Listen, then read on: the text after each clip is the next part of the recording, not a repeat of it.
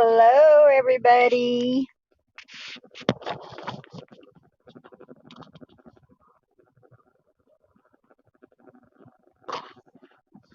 I'm finally out of work. Yoo-hoo.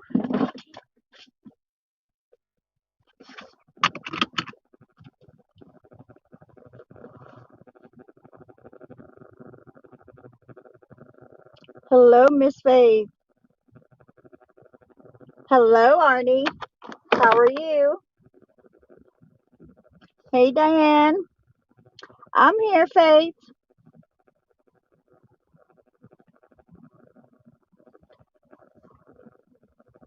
Hey, Elizabeth. Hope you're feeling better.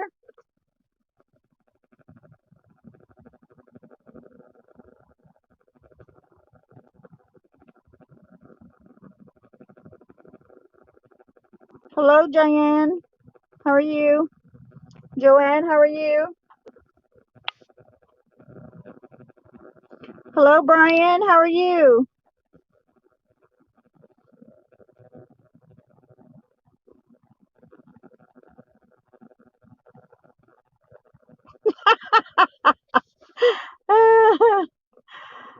That's funny, Faith. Awesome, Arnie. That's great, Elizabeth.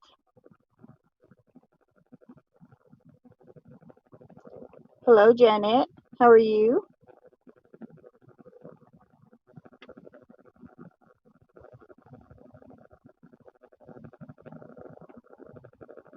Reba, so nice to see you. How are you? I'm doing good. I am going home.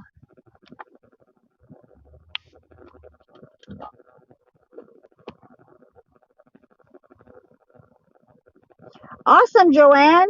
Wishing you all the best.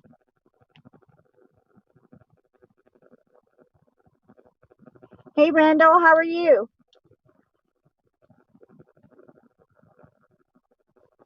Hello, Miss Deborah from Iowa. How are you? You're so very welcome, Reba.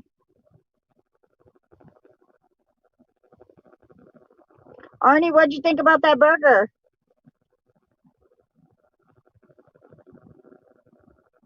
You posted pictures of Twinkies and cupcakes on Facebook page? All right, I'll check that out when I get home.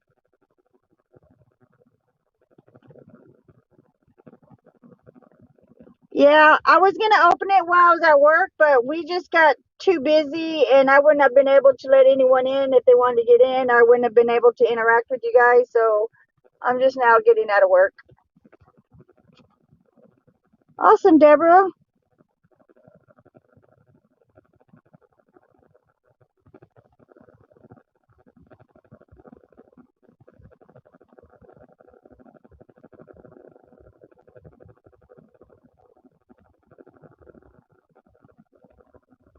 I'm so sorry to hear that, Robert. I hope your day gets better. I'm gonna make you one of those burgers. That was a double XL there, Arnie. I'm gonna make you one of these burgers. I mean, it might be cold, 4.5 hour drive, but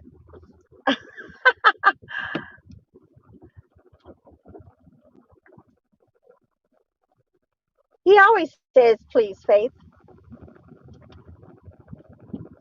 I'll post the picture when I get home on the fans page. But someone ordered a double XL burger today, which is a pound and a half. No, excuse me, a pound of hamburger meat.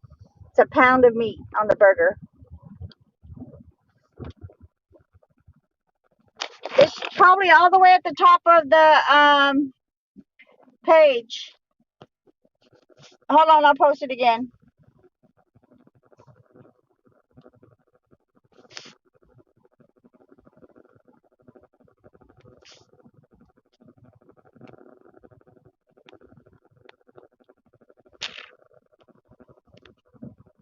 All right, guys, I might miss some comments because I'm about to start driving now, okay? I don't live too far away, though.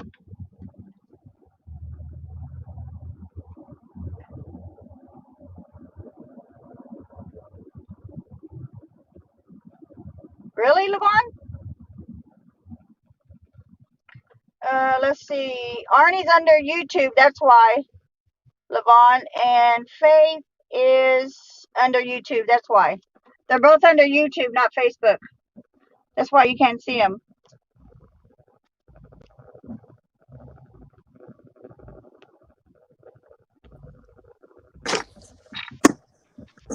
Good evening. Thank you for joining, Matt. How are you?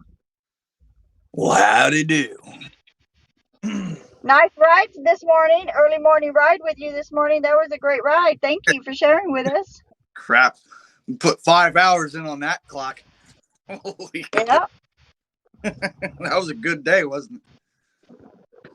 Holy moly. Yeah. Yeah. Ah, you know what?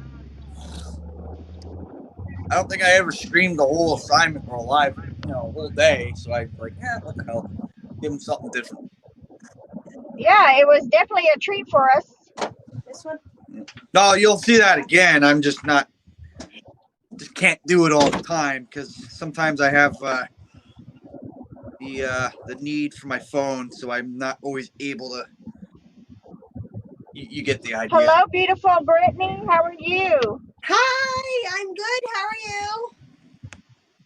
I'm doing good, thank you. That's good.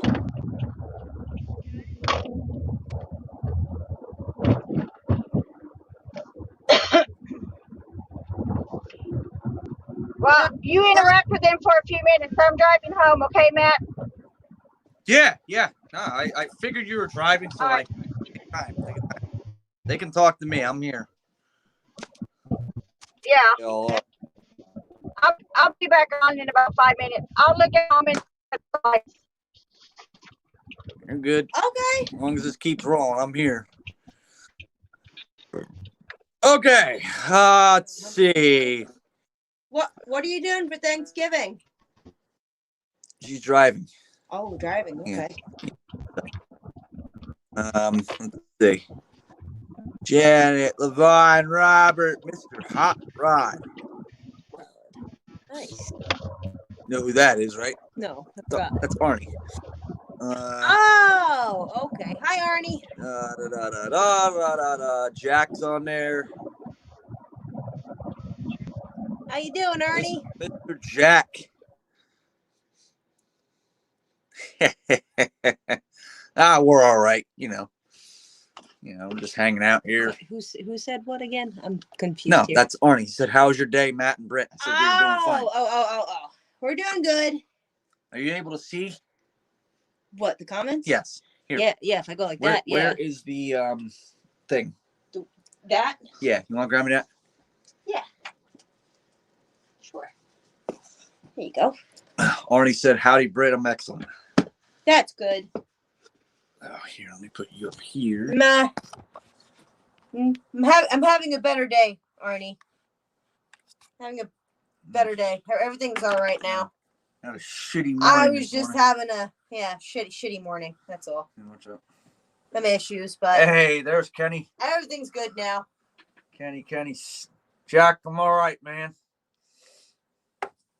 I am good. Hello, Kenny. Hello, Jack. Hello.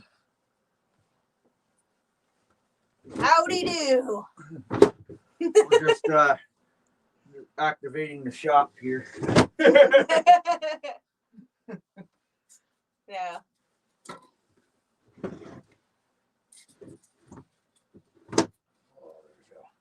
That's good, Arnie.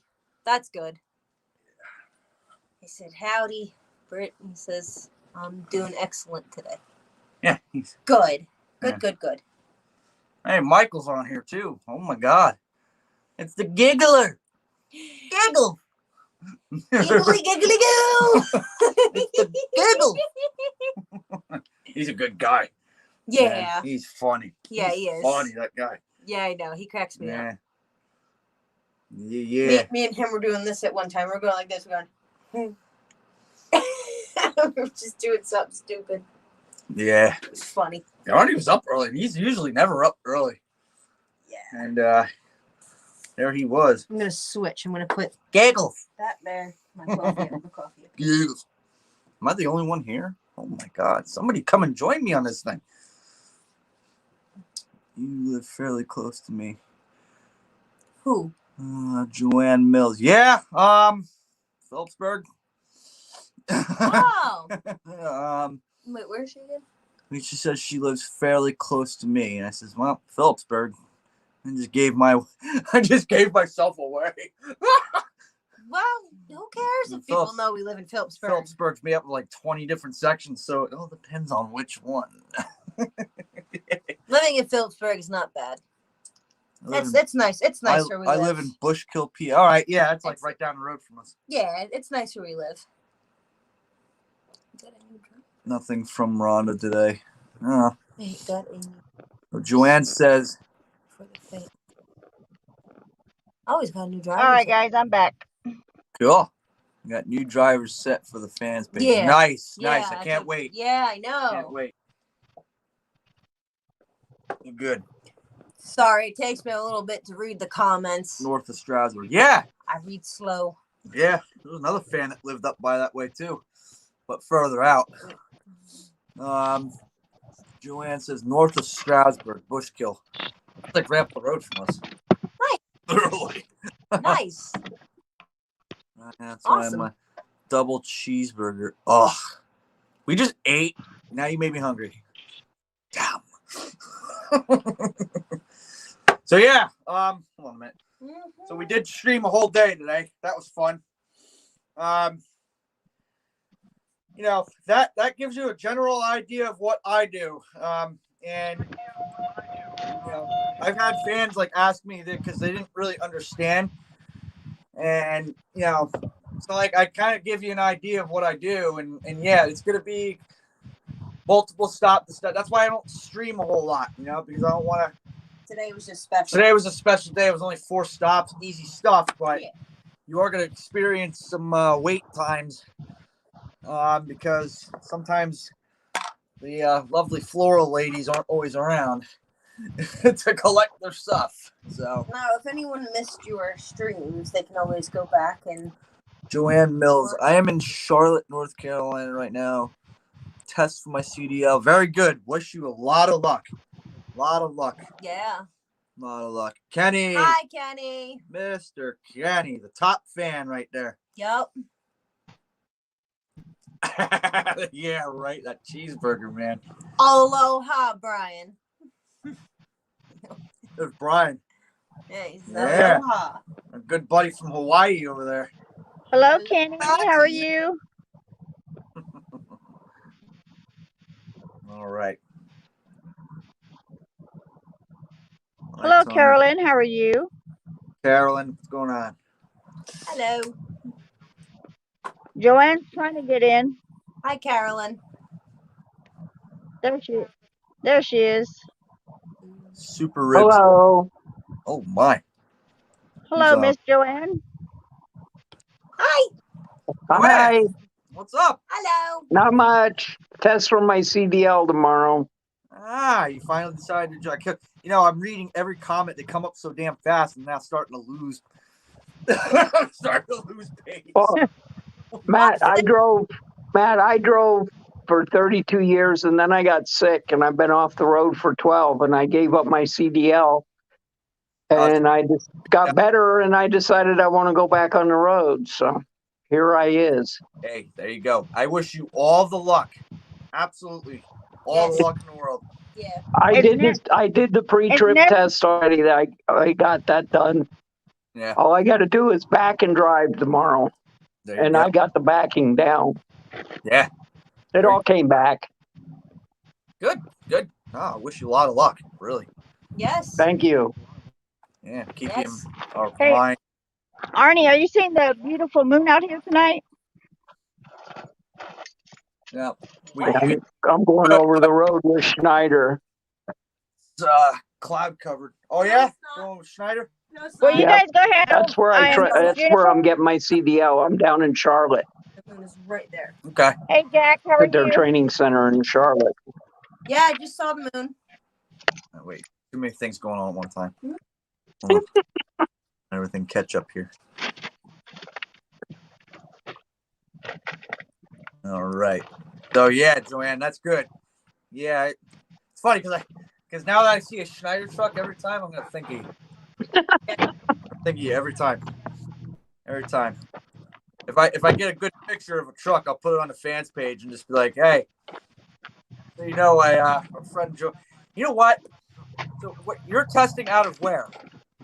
Charlotte, Now you North Carolina. lived up by us, so are you driving Schneider out of Bethlehem or Carlisle. Carlisle? Okay. I'm going over the road. Okay. Okay. I thought you'd do like a regional thing or like, you know, I don't know if like dedicated a regional thing or whatever. But if you're I'm widowed, so I have nothing. I just want to get back on the road. I miss it so much. there you go. And Sorry about that. Yeah. my Facebook page has that I'm a professional tourist, and then there's a picture of going down the road, and it says, "This is the view out of my office window." There you go. Okay. Yep. I think you were at the food town that's closest to my house. It's the grocery store that's closest to my house. McNaughty's. Yep.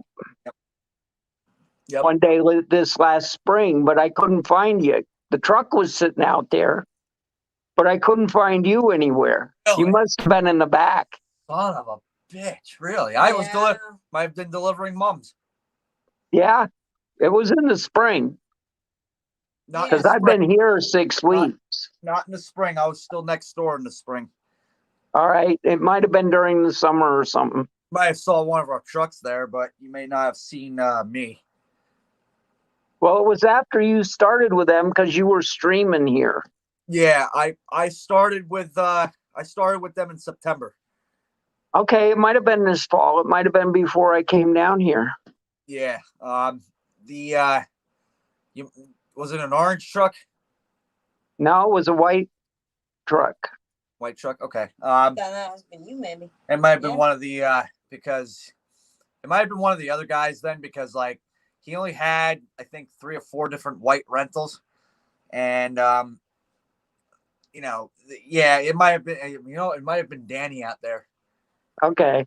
Or older Danny out there. He was older driver. He actually got booted because he wrecked a brand new freaking Freightliner. It was a brand new truck. I mean, this beautiful truck. He wrecked it. It was so. I feel bad for the guy, but he got booted, so it's unfortunate. But he was also a little notorious for being reckless. So Put that over here. we have 2 Dannys. There was one that was older and there was one that's younger. And the other guy, he was just a nut, but there's nothing we can do. Yeah, you wreck a truck, you usually start looking for another job. That's I mean, if you have a record of doing it numerous times, I mean, your first time you're like, we're gonna be, forgiving, but your second or third time you're just like, please stop. Yeah. Right? Yeah. Too much money to keep repairing truck I mean, after truck. I've had I'm not gonna go full into the details on what happened with me, but I've already had a incident. But we still rolling along. So Well, that's good. yeah, He's doing good. Still rolling along, doing good. He's doing good. He's doing real good. But I've been driving box trucks 7 years. Wow. I started in farming. That's where I started. So that's how it does. That's how we roll. I enjoy it. I really do. I love delivering the mums. It's fun. Yeah. So now we're in the poinsettias. Yeah, it's that time of year. Speaking of that, you think And maybe you can get some? it's funny because that Stroudsburg store hasn't ordered them yet. Think What you if can get some mums for here? I mean, not mums, poinsettias. Probably could. I mean, what the hell are we got to do with them? We have Yeah. nowhere to really put them right now. We have nowhere to put plants in the house right now. Kitchen table. I guess. I don't know. I mean, whatever. Let's read some of these comments here real quick. Thinking, give him a new truck. Captain Jack, please continue to have your cooking show. Yeah, right. See, Kenny. Jack always makes really Kenny. good food. Yeah, he does. I get jealous. Jack, you gotta send us some recipes. Yeah, right. Seriously. Yeah. Like the stuff you make is like, oh my god, Yeah. I should too. it's awesome. I was gonna stream us cooking the hamburger steaks, but I was like, yeah. Yeah, we had hamburger steaks Just made and rice some simple little thing. for dinner. Really just simple, Yeah. you know.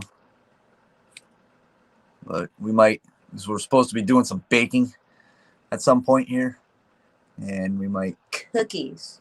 baking cookies. Cookies. For Thanksgiving. And the last time I baked cookies, that was a horrendous disaster. I thought the apocalypse was happening. You didn't tell me I that. swear to God, it was a mess. Oh my God. What'd you do? Burn them? Or set them on fire? You're mean. I'm kidding, honey. I'm kidding. Judge me, it was my first time. I'm kidding. It was my first. Shit, the first time I made cookies, I freaking burned them and it was like hockey pucks. I'm sorry. I'm bad at it. Oh man. Someone's angry. Mm, We got an angry face. angry It's face. okay. Yeah. Hey, is Arnie still on here? I don't I know. wanted to ask him something.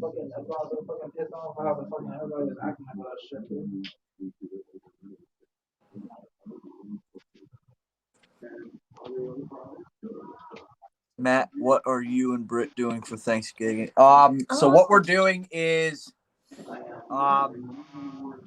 Hey, Randy. so we're gonna be going to my parents' house. Little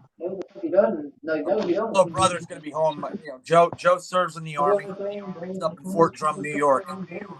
So he is gonna be.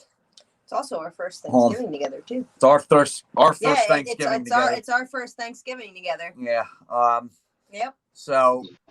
That's awesome. Yeah. And then I'm excited. we're supposed to bake cookies and biscuits. Yep. Mom wanted our help with some stuff. Yeah. We said we'd help. I think my older brother's gonna be. I think my older brother's gonna cook some stuff, do something baking too, or whatever. Do you even know what the program is like? Hey, Arnie, have you heard from Rhonda today, or have you heard anything? That's what I was wanting to ask you. Sorry, guys. I'm not talking about just turkey. No. Turkey. Now, children.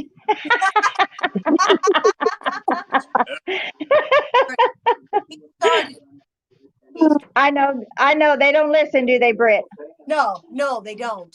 I know. No, don't. And that's why I'm single. Oh, are the girls picking on you? Oh. Ladies and gentlemen, I shall excuse myself.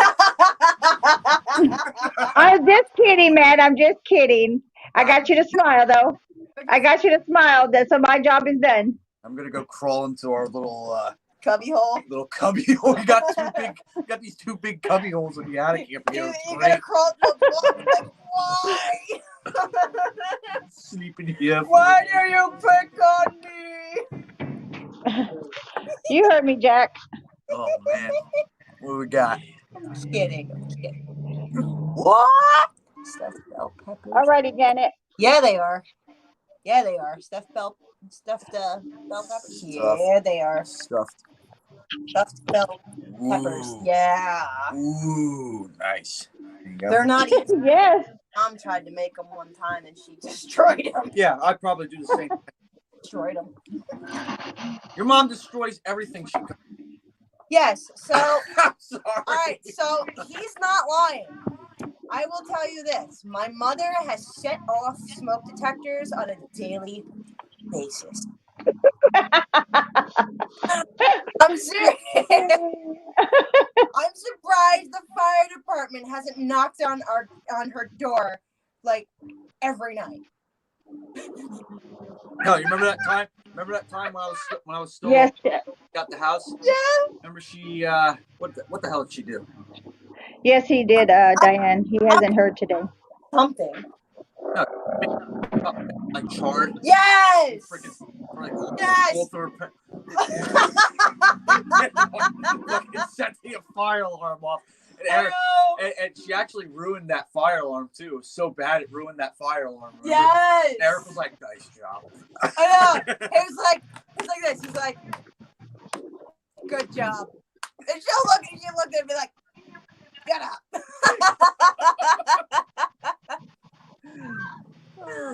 Oh my god. Yeah, right. Randy, there's Randy. How is Randy today? I don't remember many times she set up the smoke detector. Yeah, right. One time she set up the smoke detector like so bad, there was like a cloud of smoke through the whole kitchen. Yeah. And I look at my mom like, nice going. Well, the time she charged. Nice going. The time that she no. Didn't she Hello, Jimmy. How are you? make chicken and she had the gizzards in the pot? Yes. Yeah, you remember that? Yes. And there was like nothing left of the She made the gizzards for the dogs, okay, because she gives them to them. So we were looking at the gizzards. I'm like, what did you do? It was literally It was nothing but black. It was just black nothing, like just little charcoal pieces. And I'm like, poor mom. Gotta be kidding me. Poor mom. Smoke detectors are going her. off, and we had to open up every window, every door. It was so bad. It was so bad.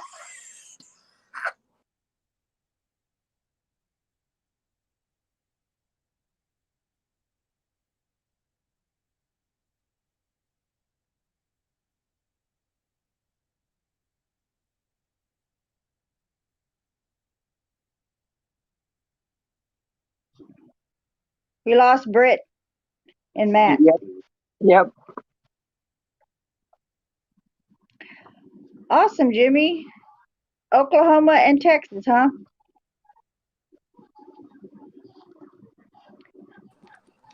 I hit a Welcome button. back. Go ahead, yell at me. Go ahead, yell Sorry. at me. I hit a button. I was trying to get back in. No, I was trying to go over back to the comments section. I lost because I was trying to read the comments and I hit the stupid end button. It's okay. It's okay. Butterfingers. Huh? What? Butterfingers? What? Well, welcome, Wesley Thomas from East Mississippi. Welcome to Truckers TV. Happy to have you here. Leslie, how you doing? Hello. Cheers, kids.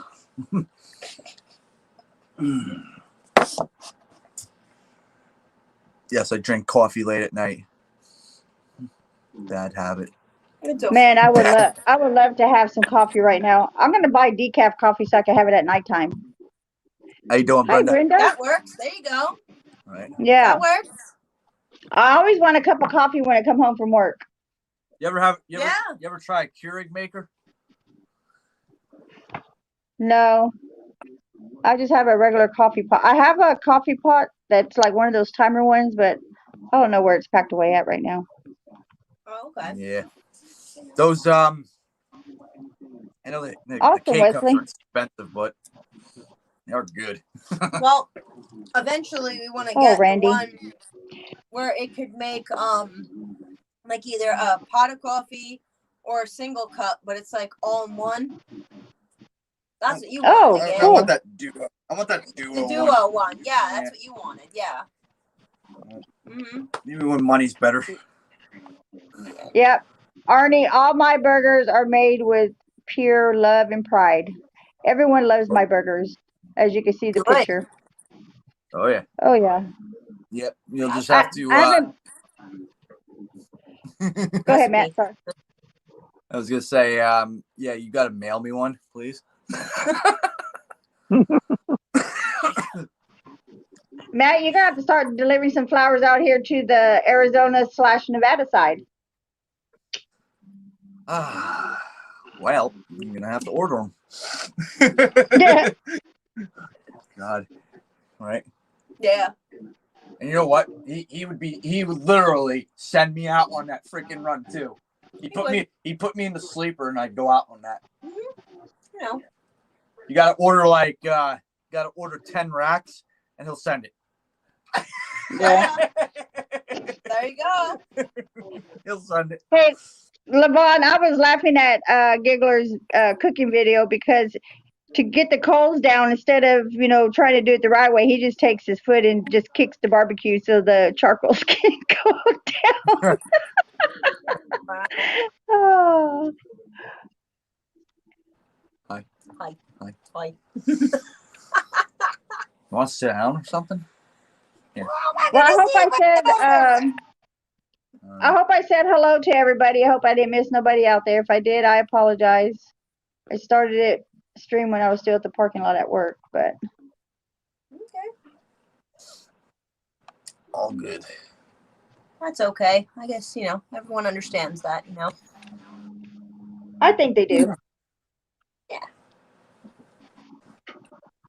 There we go. That works. That sounds yummy, David.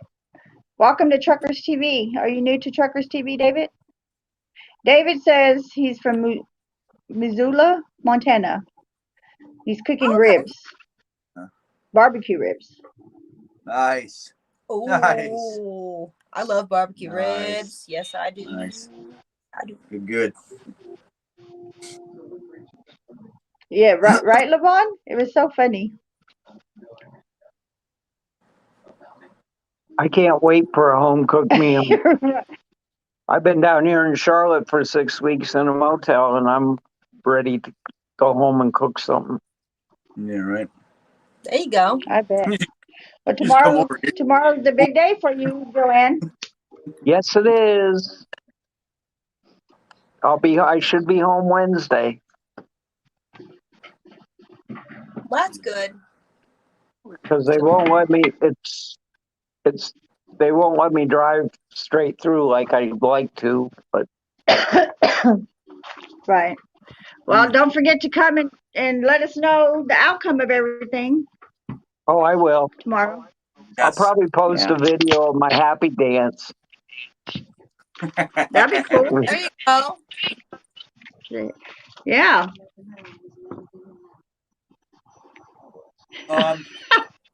And to respond to Arnie, I don't know how they price things, but yeah, website. There's Tanya. The website. Hello, guys. Have all that. Hello, Bob. Oh man, there's Tanya. Your camera works. Yeah, I just had to get. Yeah. Well, hello, Jack. Everyone's wishing you good luck for tomorrow, Joanne. Well, good. Thank you, everybody. That's good. Yep, you'll do fine. Oh, I know. Oh, yeah. Heck, the instructor the last 2 days that we practiced, when everybody else did their thing, he would have me pull the truck out of the 90-degree hole and swing it around and put back it into where they start, which is straight back. Because you do a straight back, then you got to do you pull up and you got to do an offset, and then you have to do a 90. Well, when the next person's up, that has to be sitting in the box for the straight back. So he was having me move it and back it in. There you go.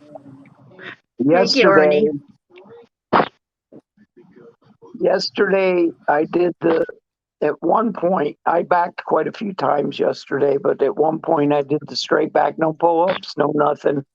I did the offset with no pull-ups, no nothing. And then I did the 90. I had 1 pull-up. And you're allowed 2 pull-ups on the 90. Nice. Yeah, Britt, you can get in here and answer comments. Don't be shy. Yeah, Okay. we're gonna let her. Yeah, I let wanna- her participate. Oh, no, she is absolutely always welcome to participate. I just wanted to. I don't have it. I mean, I have another chair back here, but it's whatever. I'm good. Did you I'm show gonna her go how sit. to get? I'm Did you going show her sit how to get in the chat, Me? Britt? Did he? Yeah, did he show you how to get in here? So Not yet. Okay. we're gonna do that the next StreamYard that starts, Yeah. because I just Okay. kind of jumped one. But the next StreamYard that somebody starts, I'll join it and then have her do it off of her phone. I'm gonna Yeah. show her how to do Cool. it from there, Yeah. so that Nice. if we do StreamYard and I'm in there while driving, she can get in Right. and interact. All of us at one time while I'm driving or something. Right. Yeah. Well, I know she was trying to the other day, but she couldn't figure it out. That's why I was Yeah. asking. No, I I haven't shown her yet, but I just jumped into this one right off the bat, I guess, and we didn't think. I didn't even think about it, hon. I'm sorry. That's okay. I'm bad. I'm bad. It's okay. Okay. How dare I? Yes, go in your cubby hole. No, I'm going to sit in a comfy chair and just I'm just gonna sit here and just chill. They can hear me. So how was Right. everyone's day today? Well, mine was good. My day was good. Mine was. And you know Nice. what? Brett, you know what, Tanya? Brett watched What's me that? the entire time that I streamed, Nice. That's awesome. and she said that it did really good on the audio quality, and Yes. she didn't lose me other than maybe Nope. once, but she didn't lose me the entire time. Nope. Yeah, you had your audio and quality of the video was really good today. Sometimes you Yes. have Oh, I'm kind of hit and freaking miss. surprised. Told you. I guess T-Mobile listened to me. You got that right, Jimmy. Service sucks. It's always an awesome day when we open our eyes. Yeah. Yep. Jack, how was your day? Joanne Elizabeth says she's excited for you. Thank you, Elizabeth. How do I check the Check the what? comments? Oh, here. So you push this. That. Just push Okay. that. You see everybody that comes up here. Like all the comments are gonna be here. You got Arnie here. All right. You just look for everyone's name. You can go like this. Here's the pretty lady. Yeah. See what everyone says. So like if you want to respond to one of these, That sounds like a good Saturday to me, Jack. Jack. You actually have Jimmy's another driver for us, and you got Jack who's a driver for us. Obviously, you know Jack. Yes, of course I know Jack. Yeah. The I do, Robin. Yes. the administrator. Yeah. And Right. then Was. the rest of them are fans. A couple of these are actually YouTubes. So you got Brian here from he's on YouTube, so he's watching from the YouTube side, which is pretty cool. Okay. How you can do all that at once, you know what I'm saying? Yeah. And then you hit the exit. Okay. Yeah. So if you want to come back to the main screen, you just push the exit. Okay. But there's you another one, Artie. I'm trying here. I'm trying to learn how to do the comments and stuff like that. You are fine, Brittany. You just hang out there and read the comments along with us. You're doing good. All right. Thank you. You're welcome.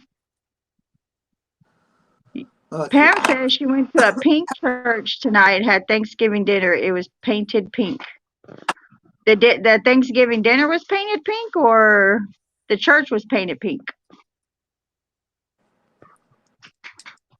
Oh, I guess it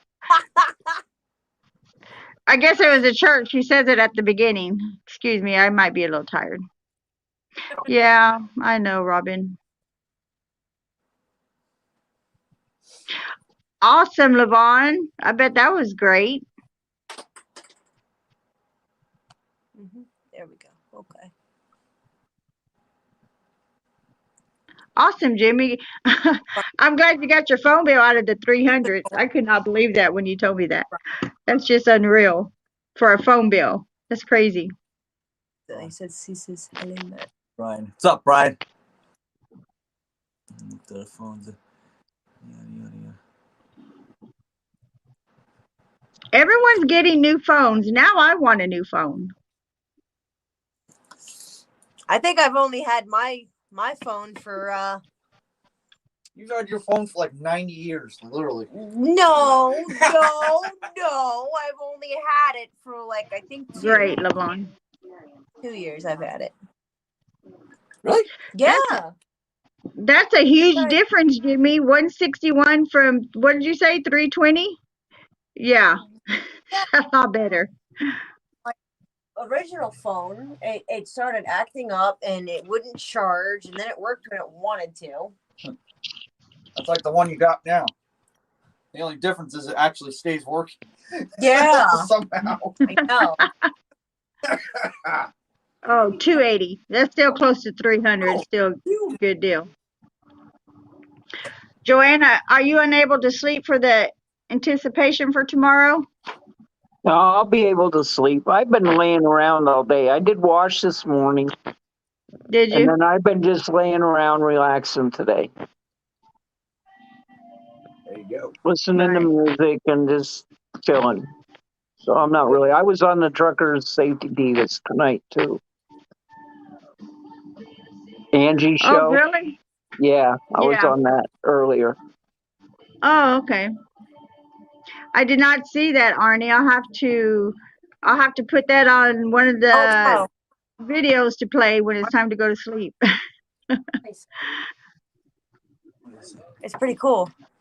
Did you all see Jerry ice skating rink set up outside? Nice. Yeah. That's so cool. That is nice. awesome. That's nice. You know, I never ice skated, but I was damn good at roller skating, let me tell you. Ice skating, I never tried. I miss those days of the weekends of going to the skating rings, you remember? That was the thing to do on the weekends, skating rink.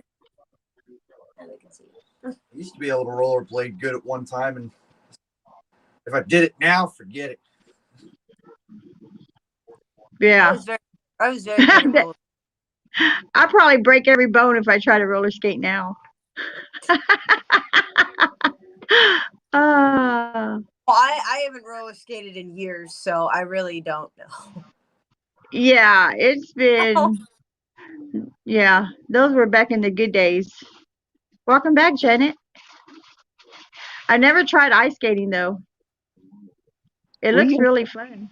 We used to ice skate after school, and my dad would have to come get us after dark, and he'd come down to the pond and get us to eat dinner because we'd stay down there until the morning if they'd let us. Right. Oh, wow. We had burn barrels. So, hey, Jack, would that be like riding a bike with training wheels? That's how I would feel like I would be on the rollerblades. I would need training wheels. Yeah.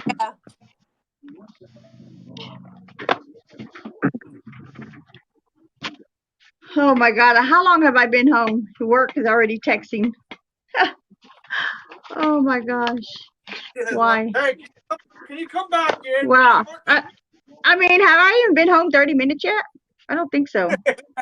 Been there, done that. We get 13 missed chats here. It's fine. There you go. Read them. I know. They're all talking. And it's the most active StreamYard's been in some time. Yeah.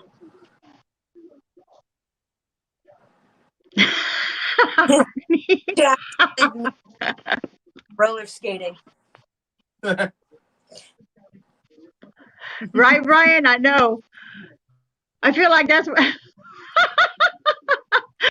wheelchair rollerblading is what it would be called.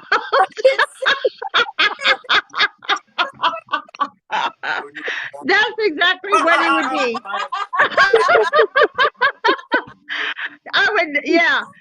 Brian hit the nail. Oh, that's what it would be. Wheelchair rollerblading or roller skating. Oh my God, that is hilarious. That is too funny. Hey, just so you know, I'm watching the video right now on my computer of Jerry City with the ice skating. That's awesome. That really, yeah, that's Jerry City. I'm not embarrassed, Brian. That's the truth. They set up an ice these kids. Yeah. That's awesome. That is That awesome. really is. Good job, Jerry. All those people down there. That's nice. Oh, really? That's nice. That's So how awesome. did they do it? Let me I see, don't know. Matt. Was it I like gotta stand up for a few minutes. was it like a free thing? Yeah, you could sit. I just gotta stand up. I think they had an outreach thing today. I heard Okay. him say something about that the other day. Yeah. That's nice. That really is.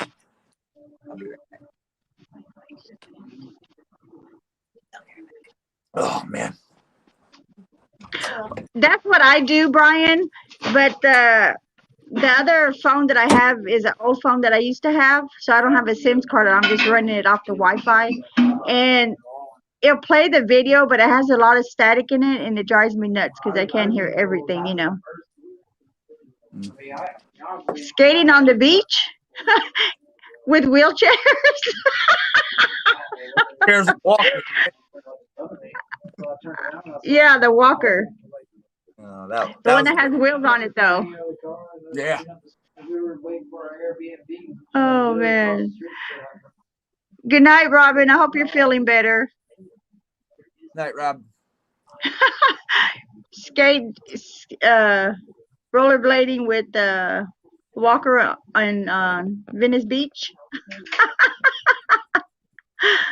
Oh, that is too funny. That was a good one, Brian. Okay, I think I've seen everyone that I normally see in here except for Robert Leader. Where's Robert? And then I got a nice surprise, and Reba popped in here. I was so happy to see her in here. I haven't seen her. Yes, Elizabeth. The ones with the tennis balls on them. So you don't trip over the rocks. Oh. That is too funny.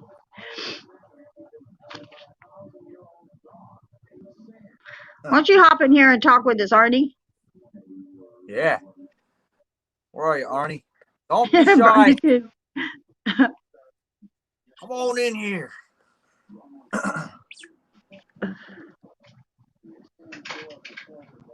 And I know it's already too late for Kenny because it's 7 o'clock here. Well, no, 8 o'clock here.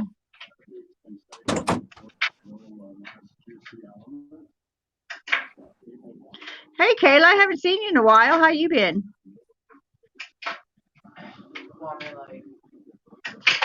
Hey, Joe, how are you? I always smile, Joe.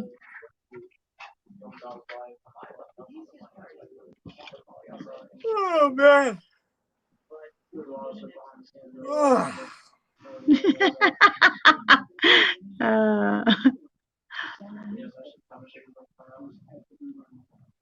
Just okay, Kayla?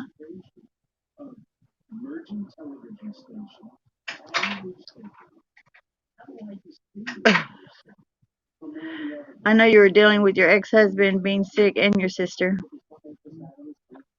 I know, I'm just giving you a hard time, Joe.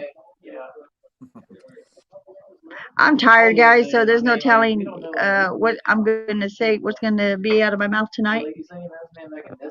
Okay.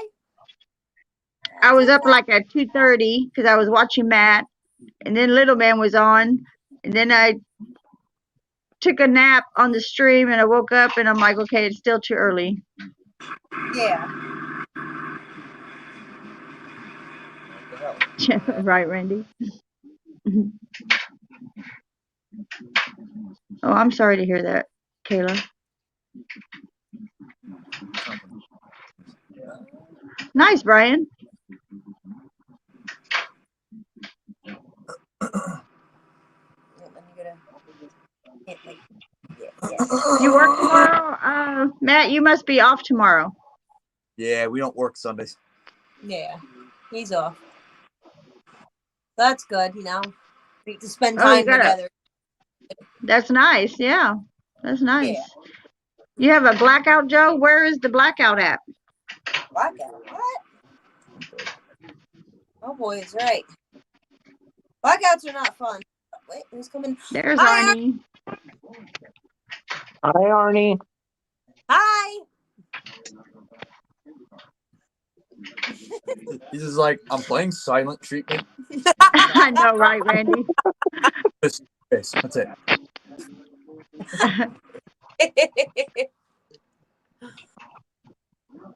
Oh man. Where do you live at, Joe, that you don't have no power? What? How's Arnie doing? I'm doing really, really good, actually. There he is. There he Nice. Yep, had my day, watched everybody's videos. I was actually up at when he started rolling, and before him, Little Man was still rolling. So I got to watch them all. Help Little Man for a few hours while he's driving in the road. Yeah, One little of man them rode nights. for a while today. Yeah. Yeah, he did. He started like little, at what, 10:30 last night? Uh-huh. Yeah. Yeah, I was Randy up. says hello. I watched Matt, you know, from beginning to end. Nice. Yeah. I never Yeah. really Well, did that, you know. if we Right. get the StreamYard up that early, you might be able to join. I think we can talk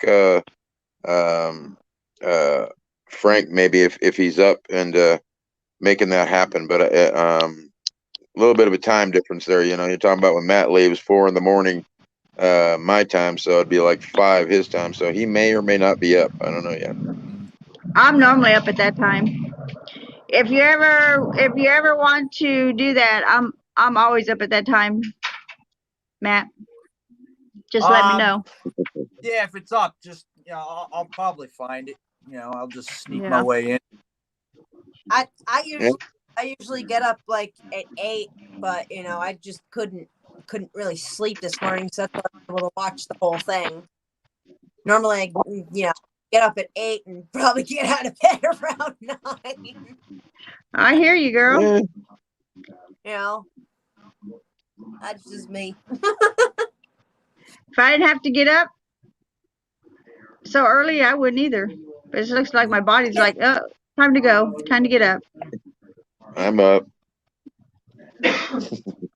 Yeah, because I seen Arnie posted a fire, cupcakes, and coffee at 4 o'clock this morning. It was Mountain Dew, but I already had my coffee by then. Jack, I'm always up at your time. All right, guys, I'm going to bed. All right, Okay. Joanne. Good Going to night. Good luck tomorrow.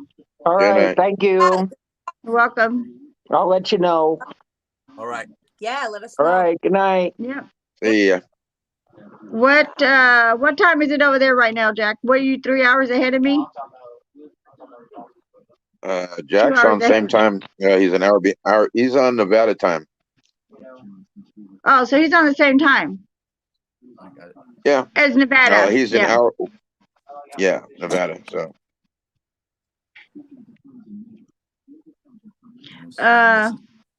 So it's 7:30 over there. Jack, I'm Yep. always up at yes, I'm always up at that time.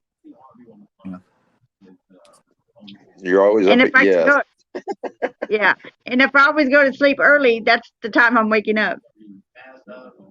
Okay. Yeah. Yeah. Yeah, because I always see Brenda.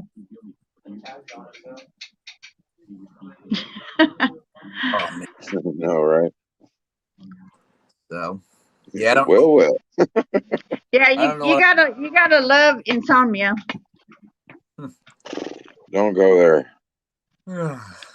You mean to tell me you don't have a flashlight, Joe?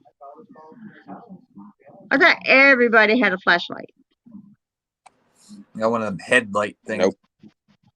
You don't have a flashlight, My Arnie? flashlight's my phone. My flashlight is my phone. Yeah, same here. There you go. Sometimes Well, we don't bring the light. I always have my phone, so my phone ends up being the flashlight. yeah. Well, we have those. Good, that's how Sexy I am, Arnie, Brenda. you.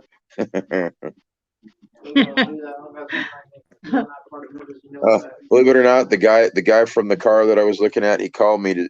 Well, he actually texted me last night, like 7 o'clock at night. Said the car was all ready, and then he called me up this morning, and I'm like, you got to give me a little bit more notice than it's ready now. Come get it. 4 hour drive later, I'm like, it ain't gonna happen. So That's true, Joe. Wow. So you told me if he fixed so you haven't been looking for another car. You made your mind up on this one. If he fixed everything, no, you'd buy it. I'm still looking. No, I'm still Oh, looking. okay. I found a big RV called an Allegra bus. This thing is like immaculate, and I mean literally immaculate. And it's one of those you can drive it down the road. It's got everything, one of those things. And I'm like, oh my God! But they want 13,000+ for it, and so Oh, it's one of those I'm contemplating. And everything that I'm doing here. So it's like if I commit to buying this kind of vehicle or that kind of vehicle or whatever, then it limits me on what I can do for like RV, travel trailer, land, that kind of thing. So I'm weighing my right. T's, that's what I'm looking at. I mean, as well as getting out of the United States, period. Yeah. So I'm looking at all of the above. I don't have. You wouldn't leave. You I got wouldn't nothing. leave all. You wouldn't leave this family and go to to another country. Just because I go to someplace else doesn't mean I'm leaving here. But yes, I could actually. I could probably take my money right now and go down to Mexico and live the rest of my life like a king. That's what I could do. Yeah. Jimmy, that sounds like a pretty awesome deal. Because you're getting satellite. I know. I was just reading that. I was like, holy crap. Yeah, and his satellite bill alone is $208. So he's getting 3 phones and satellite for $161. Nice. nice. So that's probably like a 2-year thing, and then after the 2 years is up, probably. Good evening, Steve. How are you? Yeah, good thing, bad thing. I'd look into that contract thing. Is what I would do. Yeah.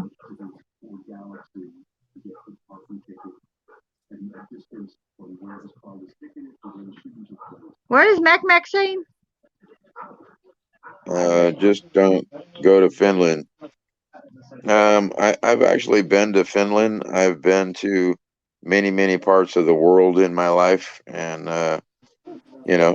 everything just depends on where you really want to be and what you want to do. Like right now, last night when I watched David Tams being on live, and he was driving through the UK. I mean, looks like we're tele drives, but if you have never been there, their towns, their villages, excuse me, the seaports, the coastal stuff.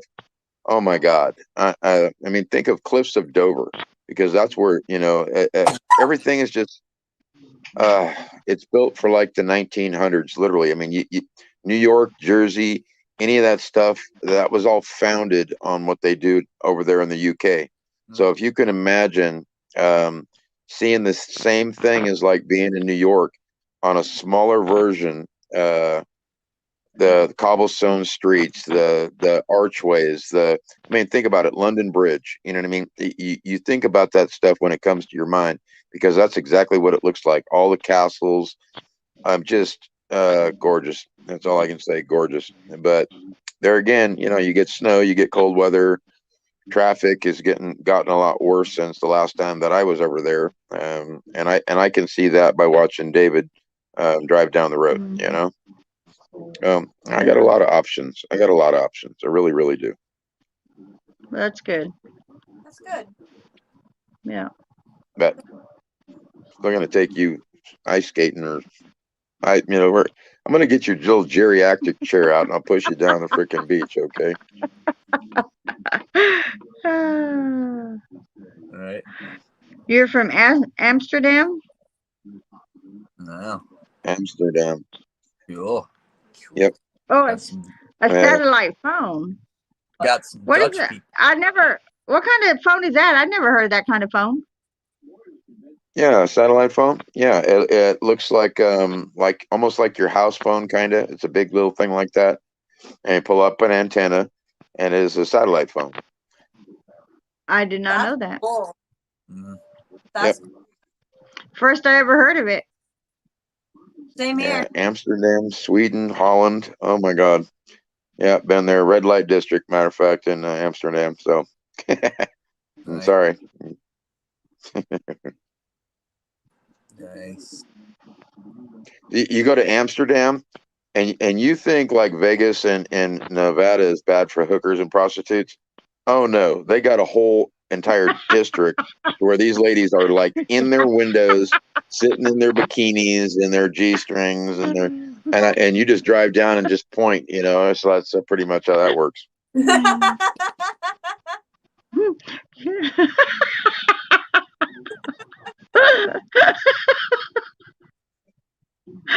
Uh, Um, I guess you don't see it, Britt.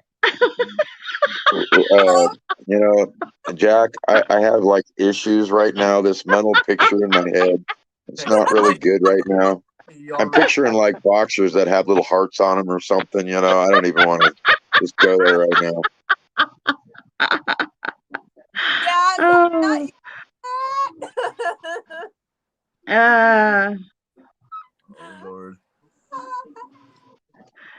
that is too funny. Okay, no satellite phone. That was pretty funny. Shit, I think yeah. Hey, Jack, I'm just saying. I am not picturing you. I can't picture you as being Okay, a so thong kind you of know guy, what? okay? Look, this is the second night that this has been my stream, and it just fucking went south. That's 2 nights in a row. That's not Oh, funny.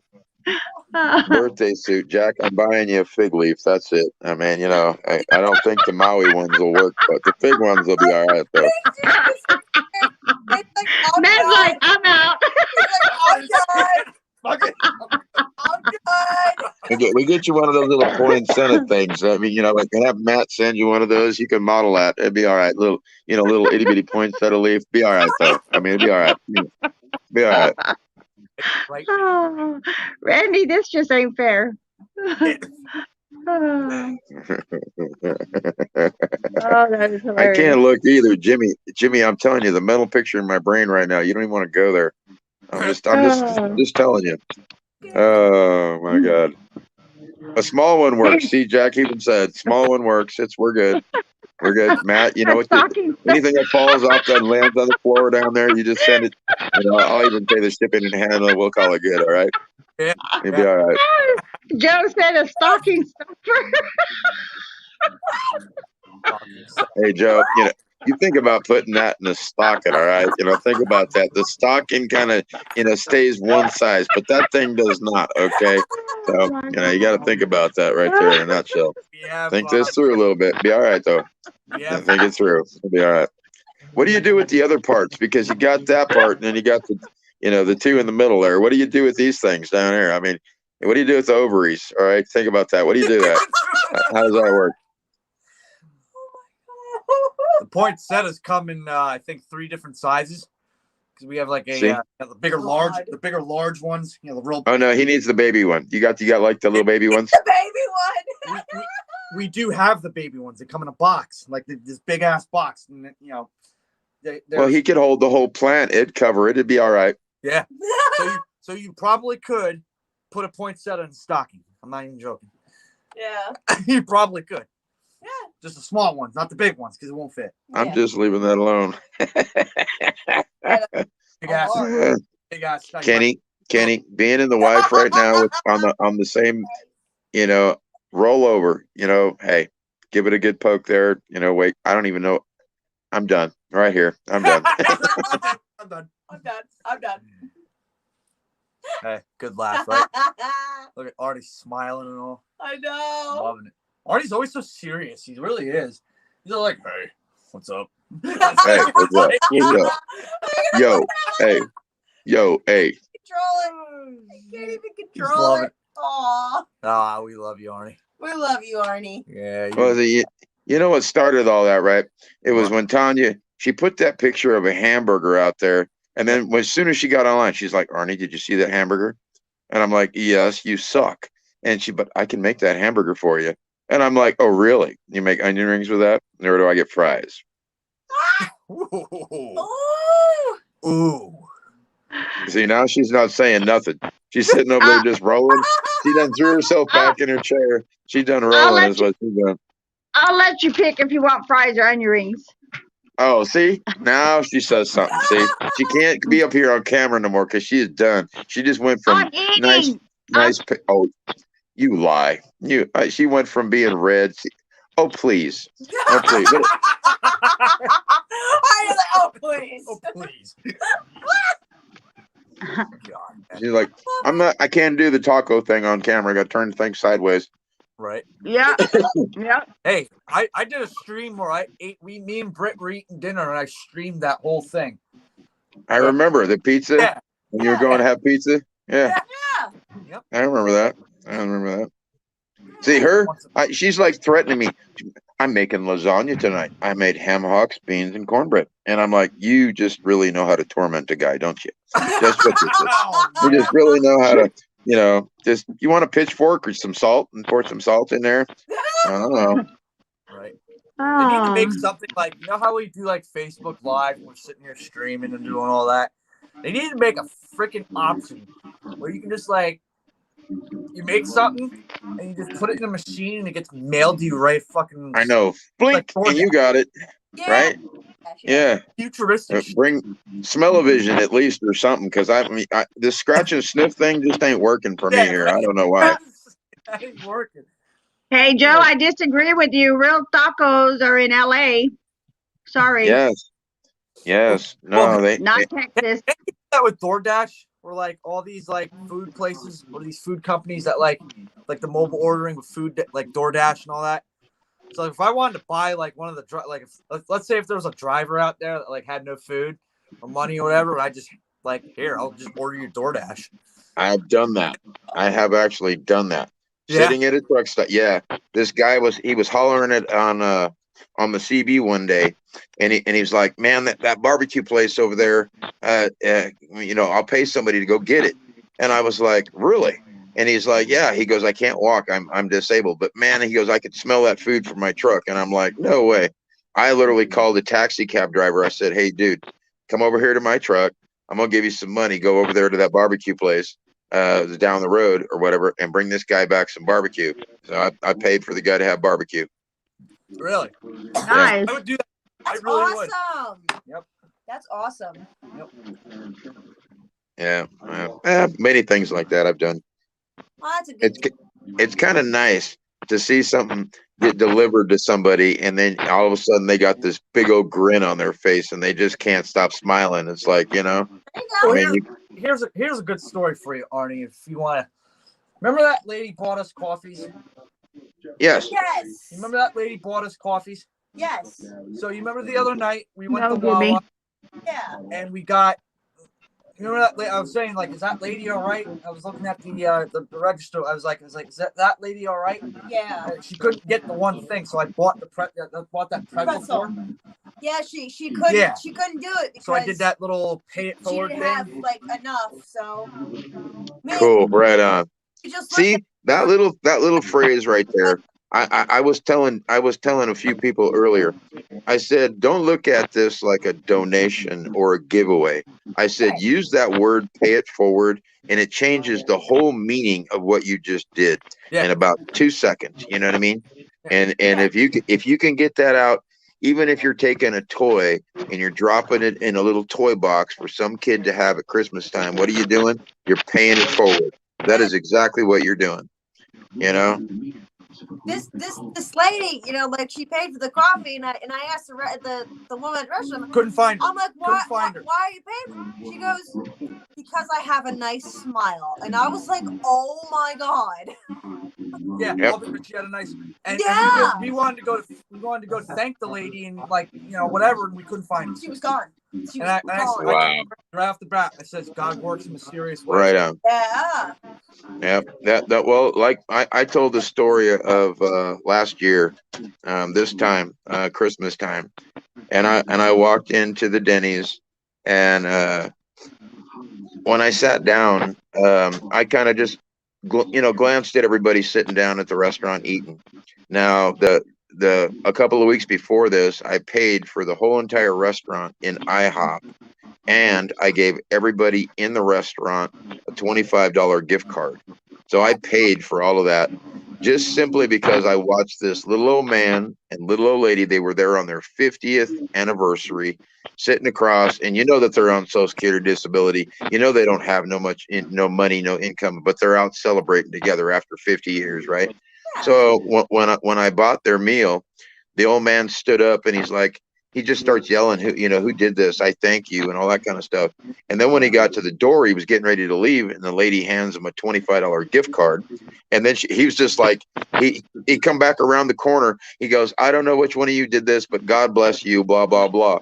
And so as I sat in that the IHOP the first time, and when I went to the register and paid for everybody's meal, I asked the manager, I'm like, I need for you to tally up everybody's bill right here, because I'm going to pay for everybody in this restaurant. And he thought I was nuts. So next thing you know is all the waitresses are bringing me all their tickets, and he's tallying it up, and I'm like, are you sure it's not more, it's not less, everything's right, I don't want you to be short, kind of thing. And he's like, yep. And then I said, okay, how many gift cards you got back there? And he goes, what? And I said, how many gift cards you got back there? You got enough gift cards to do everybody in this restaurant, because you just got their tally, so you know how many people are here. And he's like, yeah, well, by the time it was done, it was 50 people in the restaurant that I paid for their meal and 50 gift cards. So you do the math in that. And then about 2 weeks later is when I went to Denny's, right where Tanya lives right now. And I lived right above the Denny's is where my house was. So I could literally walk to it. Well, this particular day, I go in there and I see this couple, and they had a couple of little kids with them or whatever, and they were Spanish, and they were talking, but I understood what they were saying, and by the time it was all said and done, I paid for the whole restaurant again. So it's not the first time I've ever done that. Wow. Yeah, that's great. That really is. That That is. is very nice. That really is. That's heartwarming. You know? Yeah. Well, I mean, I just like that time. Got us the coffee and stuff. Like I felt, I'm not trying to say it just to like run around getting recognition for it. It's just like the first thing that popped in my head was like, that lady bought us coffee. So like, I instantly thought, I'm like, is that lady all right? I'm like, is she good? And she's, she was like, oh, I couldn't get the pretzel. She had a food stamp card, so she couldn't get the pretzel or whatever. I don't know what the heck so I paid for whatever she had, and we just left, and she was all happy and thankful for it. And I was like, I think I told you, it was like, because that lady bought us the coffee. Yeah. Yeah, it's that mentality that people have, even if you're driving up through, drive through Taco Bell or McDonald's or whatever.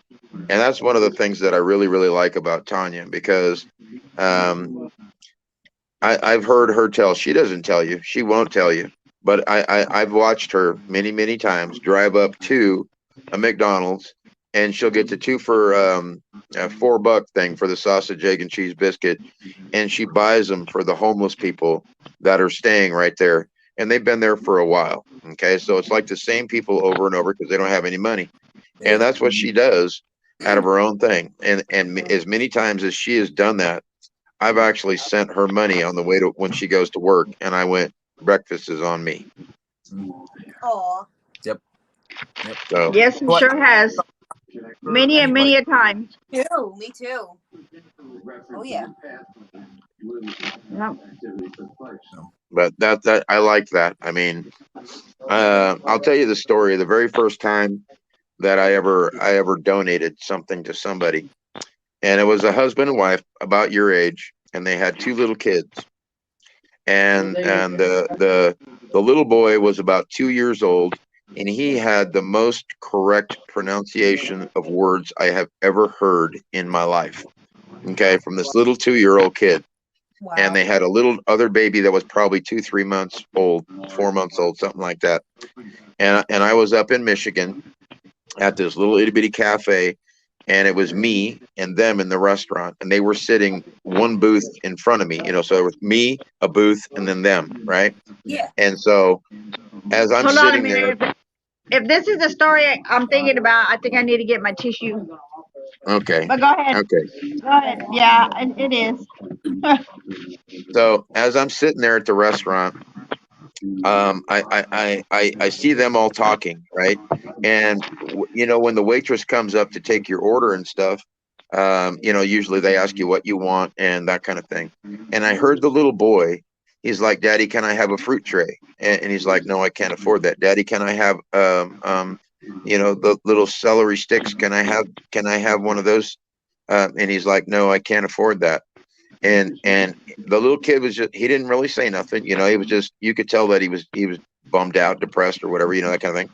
And the waitress walks back in there and brings him some crayons.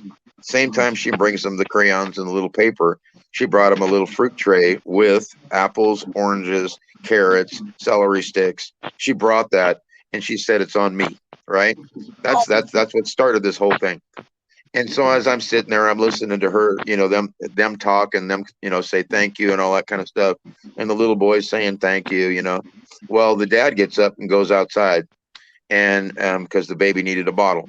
And so as he's outside getting the bottle, the little boy goes, "Mommy, why can't I have, this is what he wanted to eat." And she's like, we really don't have the money. This is our first time out, in a long time. And Daddy just got a new job, and we don't have the money. And I was in awe that this little boy that had no concept of what money was to be able to buy things was asking and having a full conversation with his mom. Yeah. And so after they sit down, and Dad comes back with the bottle and all that, they bring out the food, and the little boy's sitting there, and next thing you know is it come time for dessert, and the little boy goes, "Daddy, can I have some dessert?" And he goes, "I'm sorry, son, I don't have the money to buy you any dessert," right? And I'm like, "All right." And so I'm listening to this whole thing. About that time, the mom gets up and she walks outside to the car to go get another bottle for the little baby, right? And the dad's sitting there holding the baby, and the little boy's just sitting there with his little color crayons coloring, and he looks up at his dad. Now, after he had already asked, if he could have dessert, he asked his dad again. He's like, "Dad, why can't I have dessert? I don't understand," right? And those are like the words he's using, like he's having a conversation, because he just doesn't understand. And the dad goes, "Son, look, I just started a new job. I know you don't understand how the money thing works, but you got to have money to pay for these things. I can't just give them to you. Otherwise I would. And we haven't been out here to this restaurant in a very long time." And he's like, "But Dad, this is like my favorite place to come to eat." Right. And I'm sitting in the back eating my food, and then I watch this waitress again. She walks back in the back. She comes back with a couple little pieces of fruit, puts the little fruit on the table in front of the kid. And I'm nice as could be. They're not screaming, fussing, just nothing, And as I sit there, I went, "Oh my God." So I got up to go pay for my bill. Yeah. And as I get up to the counter, I pulled out $100 bill. I put $100 bill up there, and the lady goes, "Okay, well, your dinner was like $12 or whatever." And I said, "Okay, I want to pay for their meal." And I said, "And the rest of it you can have for a tip." And when I did that, the lady looks at me and she goes, "Are you serious?" She goes, "That's like, $40-50. And I'm like, "Yes, I'm serious." Right. And so then when she's doing that, she's like, "Okay." And she goes, "Do you want me to tell them it's from you?" And I said, "No." And as I was sitting there, I pulled another $100 bill out, and I put it up on the counter. And she goes, "What's this for?" I said, "When I leave, I want you to give it to those people and tell them that they can come back for dessert, that Yeah. they can come back again for dinner and dessert, and it's on me. And she's like, oh my God. She goes, you know, like, where are people like you? That doesn't happen. And I said, there's always people like me. It's just a question of what they want to do with it, you know? Yeah. And so as I put that down there, I walk back out to my truck, and I get out to my truck, and the next thing you know is here comes this guy. He comes running out the door, and I'm like, oh crap, you know, maybe he's going to see me or whatever. And I'm sitting in my truck, and he's looking left and right, and he doesn't know which one I'm in. He has no idea, you know. He just knows I went out that door, and so he turns around. He went back in this in the restaurant, and I didn't see him again. Well, what I did is I was going to leave a review for that restaurant a couple days later, because I was getting ready to leave and I didn't have time. So a couple days later, I go in there to leave a review for this restaurant on what I had just seen, and the message this guy left for me Yeah. because of what I had done. And his message said, I don't know if you're going to be able to read this. I don't know if you'll ever see this, but I want to tell you thank you. This is my brand new job. I had just started, haven't even had it for just a couple of weeks. This was my first paycheck. I've been out of work for a very, very long time. Wasn't able to find a job, and I didn't have any money. And it being the holiday season, for me to take my family out was a big gift for me to be able to do. And Yeah. he goes, what you just did for me was for me to be able to come back to this restaurant. And he goes, I don't know who you are. I don't know where you came from. He goes, but I'm going to do the same thing when I'm able. Right. And that is where my pay it forward came from, because those were his words to me, is I'm going to pay it forward. Yeah. That's awesome. That is. That really is. That's amazing. Yep. And that's exactly the kind of thing that I would do too. Yeah. Yeah. Same with me. You know, exact same thing that I would do too. I mean, we've done it. We've paid it forward like multiple times already, you know? Yeah. We try. And somebody asked me today, you know, I don't have any money to pay it forward. And I said, you want to know something? I said, for what it's worth, a prayer pays it forward. A smile pays it forward. A hug pays it forward. Right. Those are that is pay it forward. And that doesn't have nothing to do with monetary. The monetary is if you're able and it doesn't hurt you. Don't go out of your way to do something if you're not really able. But if it comes from your heart, just do it and be done with it, because you just made somebody's day. You just made them smile. Right. That's worth more than the money you have. Yeah. You know, and it's like we're living very tight right now ourselves. Yeah. You know, but we will definitely be doing, like, I'm going to be doing, I still have yet to mail the toy out to Dennis, but we'll get that done. Yes. There's also something else I want to do too. You'll see it on a live stream one day. I'm not going to tell you what it is and why. I'm just going to do it and you'll see it. Good deal. Good deal. That's what I'm talking about. That spontaneous stuff. Even like right now where I live here, I have one little dollar store right down at the bottom of the hill. Yeah. About a week ago now, I went down there just to go get my cigarettes, get my stuff, you know, a couple of munchies or whatever. And here pulls this old lady up to the counter. And matter of fact, it was on Veterans Day is what it was. Uh-huh. And as I come up, the lady sees my hat and she goes, oh, are you a veteran? I said, yes. And she goes, oh, well, we got a big discount for you because of being Veterans Day. I said, really? And she's like, yep. And I said, all right. Well, you know, how much? She goes, well, it's a nice amount. And I went, okay. About that time, the lady that was behind me comes up, sets her things on the little conveyor belt. And you know, she tells me, thank you for my service. I looked at the cashier. I said, hey, how about you add that lady's stuff to my bill? If I'm going to get a discount, I'm going to pay for her stuff because I was planning on paying this anyways. Right. The lady looks at me like, what, really? And she's just, you know, in awe. And I'm like, yeah, really? Well, about that time, another lady pulls up right behind her. And I said, matter of fact, why don't you put all this on my bill? Right. And the lady's like, are you sure? And I'm like, yes. And the lady's like, why would you do that? And I said, just because that's what I do. And she says, you're a veteran? And I said, yep. And she said, you know, thank you for your service, all that stuff. I said, you're welcome. and that was pretty much it. I left. Well, the next day I came back, and I'm standing at the same register, and different lady that's running it, and the manager is standing right behind her. And as this guy comes up to the register, he's carrying like 4 or 5 cans of dog food, and he literally starts digging in his pocket for change. I mean, literally. And I'm like, no, no, no, I got this, right?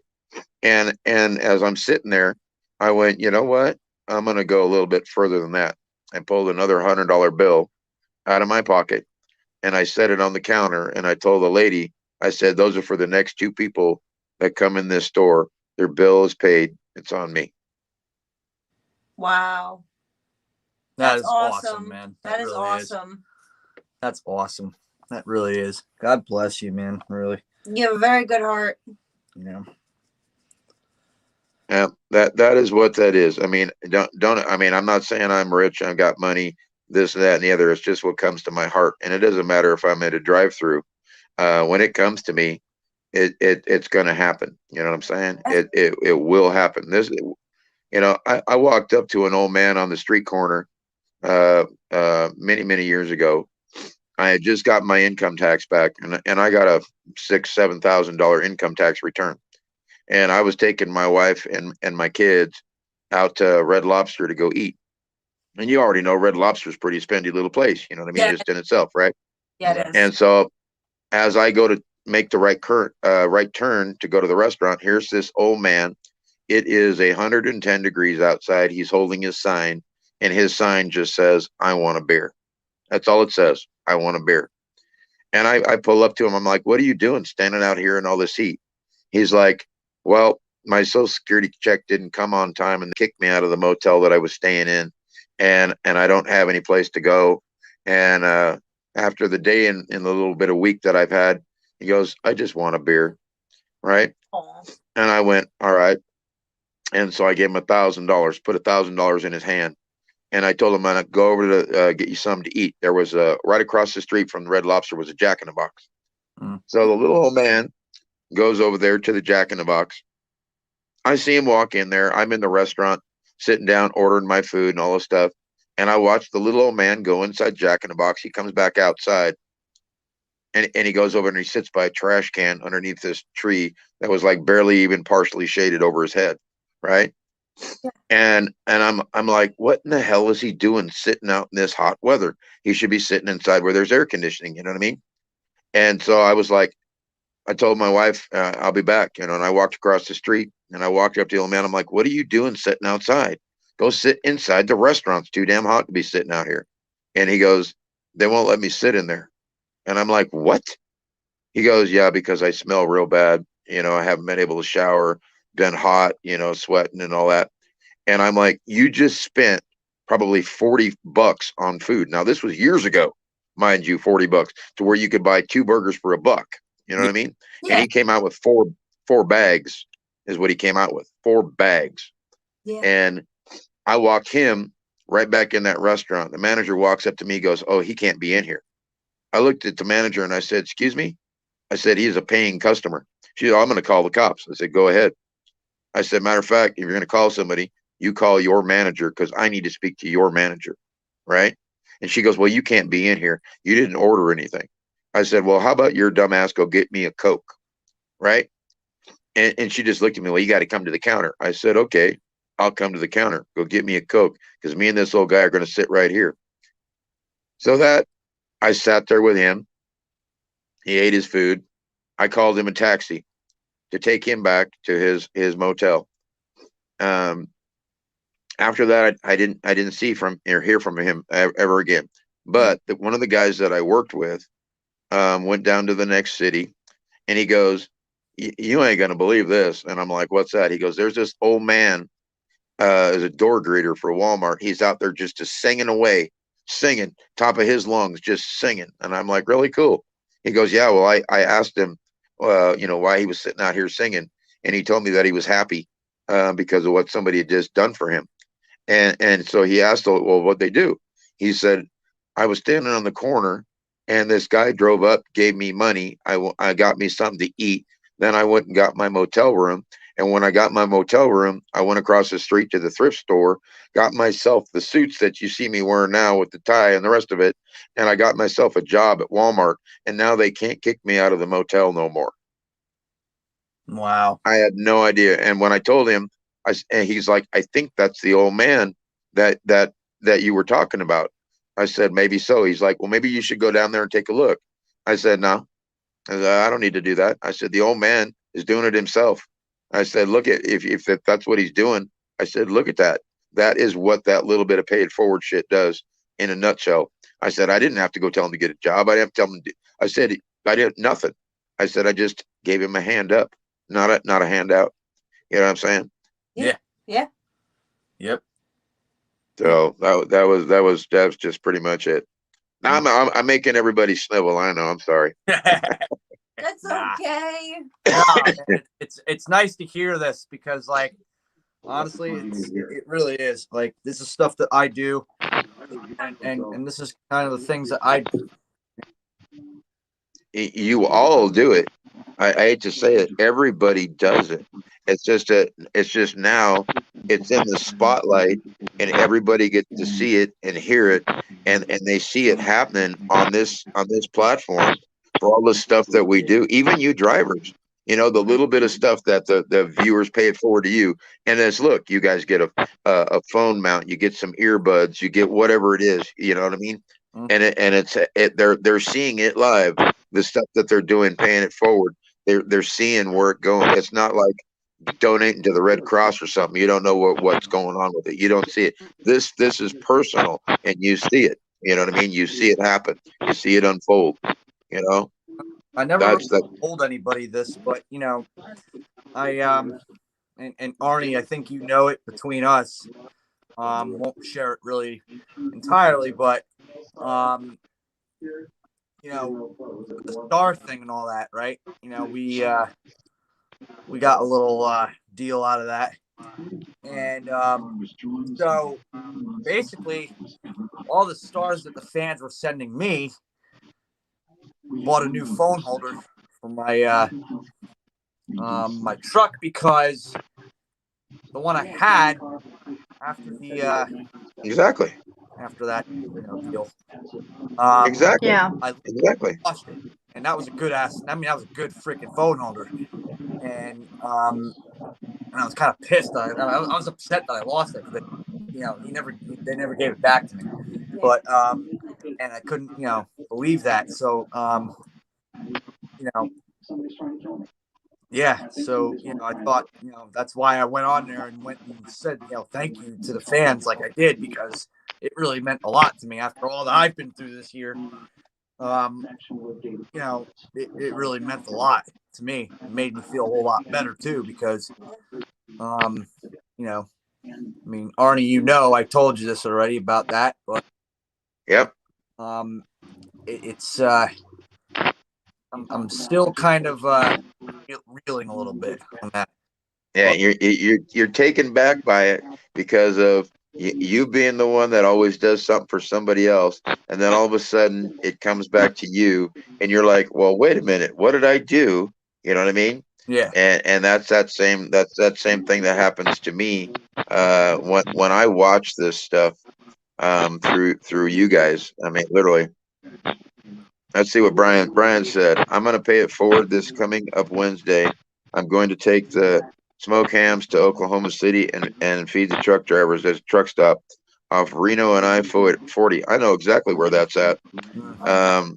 And so that they can have Thanksgiving dinner. That's very, very cool. Yeah. Very, very cool, Brian. Brian, very, very that's cool. so awesome. So awesome. Well, I mean, I told you kind of what I was going to do with the, I guess I can just tell you, I guess. But as you know, You keep it a surprise, if you want to, it doesn't matter. I already have a good idea what you're going to do. And I'll give you a hint. You know, I like trains. Okay. That's it. All right. Good deal. And that's where I'm going to leave it. The day that happens, I stream the whole thing. I want it to be a surprise. Good. Make it a surprise. Same thing that happened. You remember you remember the little boy Hunter that's on here, the one that really likes me and follows me and talks to me Yeah. and all that, and Frank's grandson. Yeah. It was the same thing with him. Even though I had given Frank the birthday cake and gave him a little bit of something to get Hunter something, Yeah. when he told me that he bought it, I said, I don't want to know what it is. I said, I want to be surprised, just like Hunter. Okay, because that's how I feel about that. I don't need to be the center of that attention. You know what I mean? I don't need to be that. What I want to see is the smiles more than anything. You know what I mean? That is what I want to see. Yeah. Right. Exactly. That's the easiest way I can say that. Happy Thanksgiving. I don't know what your name is. What is that, Arabic there? I'm not sure how to even, but happy Thanksgiving. I'm glad you can understand my English because, sometimes it's pretty crappy. Yep. Happy Thanksgiving. Yep. Happy Thanksgiving. Yep. All of Happy you. Thanksgiving. Yeah. Right. Every one of you. Happy Thanksgiving. Yeah. Every one of you. I can't believe it's here again, but happy Thanksgiving. Oh. Wednesday will be a fun day for you guys on Wednesday. But we're Frank, off. you don't need a link. You can just get in. You don't need a link to get in. Yeah, Frank, you don't need a link. You're the admin. No, Yep. he's probably poking fun at me because I couldn't find the link before. I was like, "What the hell's the link?" I think it's all the way at the top. I'm gonna answer Joe's little question there. And Joe said this makes me want to go to break out my smoker and go to the truck stop. Joe, the new guy that I got coming on here is a husband and wife team. He's an old driver. We talked about this place down in California that I used to go to a long time ago, to where all the drivers, you'd always have somebody in the background with something. They were barbecuing something, cooking something. Everybody's standing around an old metal trash can with a bonfire. Everybody's sitting around having a couple of beers or doing whatever they're doing. And that is what we used to do many, many years ago. And so just me talking to him and then you saying that now, any of the older drivers that saw that happen would be there in about 2 seconds, because they know what it is when you don't get to go home to your families at the holidays. Because there's been many, many times that I've been out there all by my lonesome, and the truck stop's got no food, doesn't have next to nothing. You can't really get anywhere to go get stuff. I've been in those situations. You know what I mean? I know what that is. And even though you call home, talking to the people that are there, having dinner, doing all their stuff, it's still not the same thing as having somebody walk up and say, "Hey, I got a little bit of something for you." You know what I mean? Yeah. You got John Carr, Mike Carr, all suspects. Let's see what Linda says. I went to Holston's here to get a couple of coffee smoothies for my neighbor and me. Went to pay for it, and the lady told me the man in front of me had paid for it. As I left, I had to pull over and literally cried because it touched me. Now you understand why I do what I do, Linda. Now you understand. Yeah. Exactly. Yeah. You guys just, it's, I do it for the feeling. I can't explain the feeling when I'm able to do that. And I'm telling you, if anyone knows my situation, it's going to be Arnie. And he knows that there's been days I was struggling and I couldn't even do it, but I still made it happen.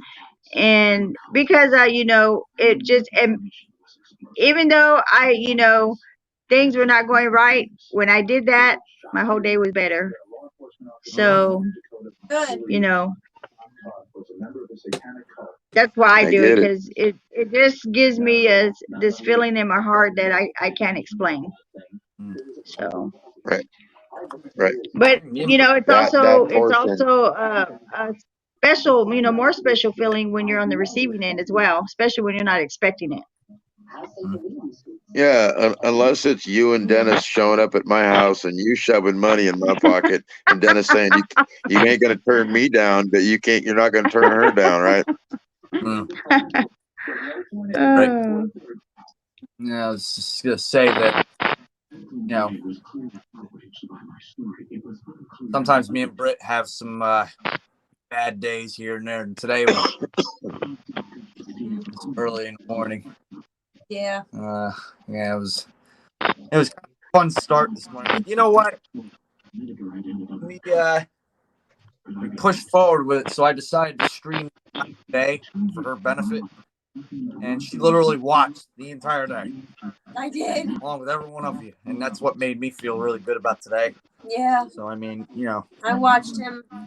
I watched him from probably beginning only to used end, to seeing and it stream helped. for like an hour, if that, and then I disappeared for the rest of the day. But, Thank you. Oh, you're gonna make me cry. I know, right? I mean, you just, yeah, that's just so sweet. Oh my God.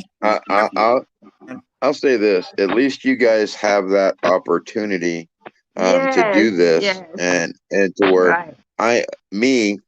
that was 3 marriages basically because I wasn't able to do.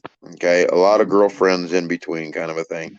So I know what this is very, very well, and a lot of people don't understand this platform in a nutshell, what it does for people in general, because you're able to show that you do care, you do love, all those little emotions that happen. This has become much more than just driving down the road showing you what we do and how we do it, why. It became more than even a family, because everybody here is not blood family, and everybody's became friends, and that friendship is what turned into this family, the value portion of it, you know what I mean? And that's Yes. just my little brain, throwing that out there, you know what I mean? No, that's So, true. That's true. It You made know. me happy for him to stream all day because it helped me too. Awesome. So happy it can help you, Britt. Thank Because you. I know it's got to be hard. Yeah. Yeah. It is. Yeah. well, somebody Now asked I'm me gonna today, read. the one. Let me read Alan's comment real quick, Arnie. You know what Good. is the best blessing that I've gotten from Truckers TV, your company? I can't get together with family. Makes a lonely guy feel welcome. So happy to have you here, Alan. Same, Alan. Yep. I agree. Always happy to see you. Same. I'll just explain this, and I'm going to take that right from where Ellen left it. For me this year, my buddy Danny right here, his wife, they're going to go down. They're going to go see their family down in Phoenix, which puts me all by myself, which ain't the first time. I'm not going to say it won't be the last, but that it's happened many, many times. So I understand what this is. And even though, my kids are grown like you guys, they probably won't call. They probably won't this, probably won't that. Doesn't matter. I'm still going to be happy, still going to do the things that I do. Matter of fact, on Thanksgiving Day, when I do drive into town to go get me something to eat, more than likely I'm going to pay it forward again. A lot of the things that I do, I don't like to record, put people on the spot that way. But, you never know. You know what I'm saying? But that's what that is. I mean, what I'm gonna do is you'll see. I want you to see how important it is to me and why I'm doing it. So that's where I'm gonna. I get it. That's where I'm gonna leave it. We also All right, thank you, Elizabeth. That's all I can say is thank you. Exactly.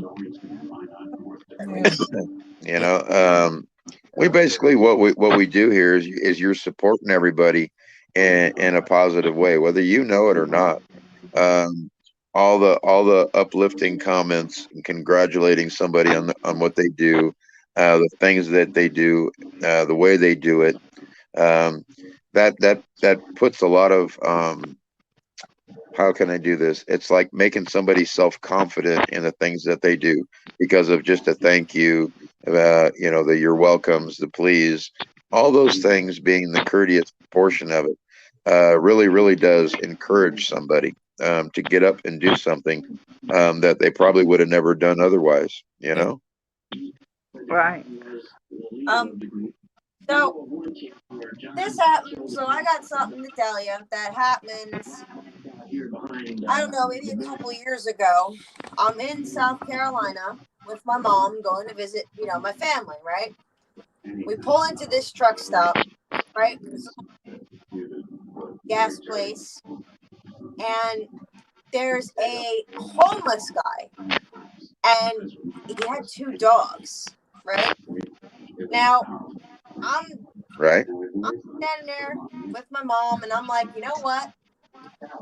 Mom, that's really hard to see that. And she's like, yeah, I know. I'm like, Mom, I want to give him at least $20 because it was heartbreaking to see that he was homeless and he had two very, very friendly dogs. And also the woman that worked in there, I asked her, is he homeless? Like, how, what happened? And she goes, yeah, he's homeless with two dogs. He got really nowhere to go. And he's basically living in like a little tent or something on the other side of this gas station. So I said, what's going on, and she goes, well, he lives here. Like, he's got nowhere to go. I'm like, that's horrible. I'm like, you're homeless. You got two friendly dogs. And I literally wanted to like cry because I was upset to see that, like that, and it just, I get it. It's hard to see that. So I'm like, you know what, Mom, I really want to give him at least $20 to just help him. Do anything that could help, So I did that, and he looks at me and he's like, thank you. Yep. Like, I said, that is not a problem. I said, I want to help. Good deal. And it's I'm going to read what Candy said. It's hard to see that. It is. That's awesome, Candy Britt. says, you guys. Thank you. Yeah, Candy. You want to read what Candy said there, Tanya? I could read it. It says, you guys, to help me through a rough time when my husband passed away. We drove truck together for 20 years, and I'm blessed to have you guys as a part of my trucker family. Same here. Yes. Same here. Yep. See, I understand what I'm saying, what this platform has done for in so many different ways. Even last night when you guys seen Dennis's stream, he got 109,000 stars in one stream. And during that stream, he called up Angela and he paid it forward to Angela to go treat a trucker. That is the power of what this platform can do in a blink of an eye. I mean, and it's that quick. Yep. Yeah. Yep. That's true. Yep. And,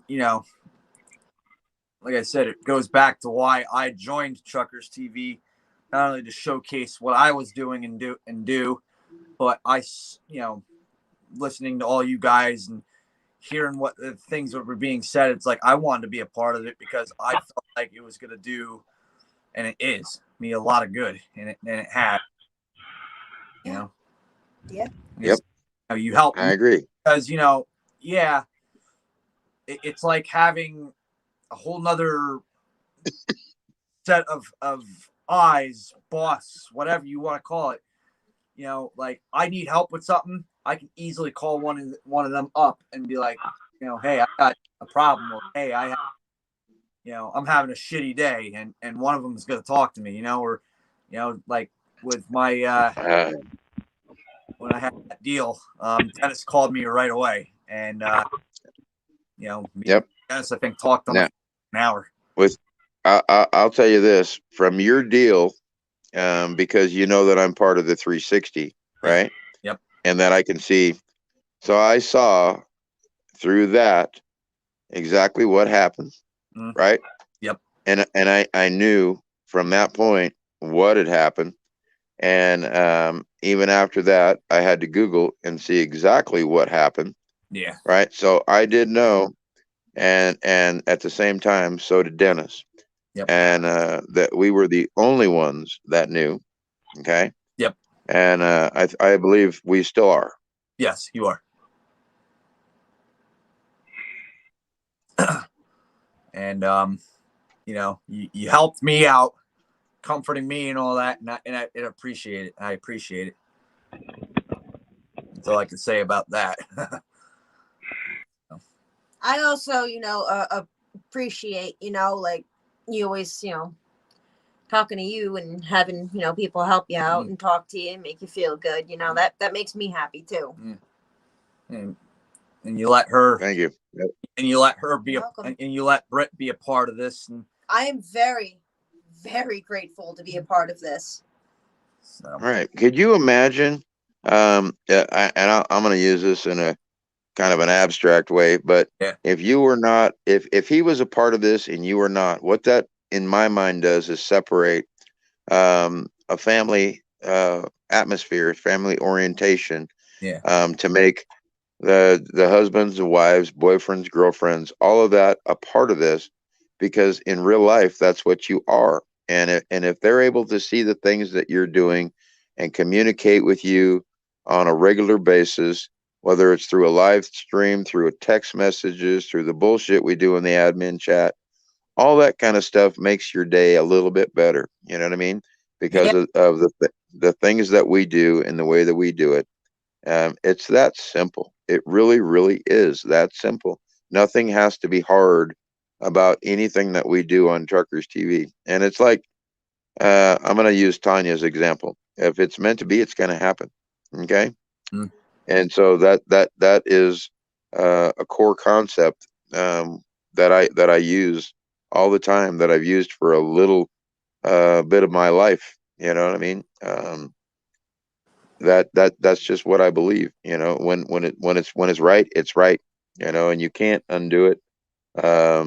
You can try, but in a nutshell, it's never gonna. You can't undo a good thing. You know what I mean? Yeah. Yeah. Exactly.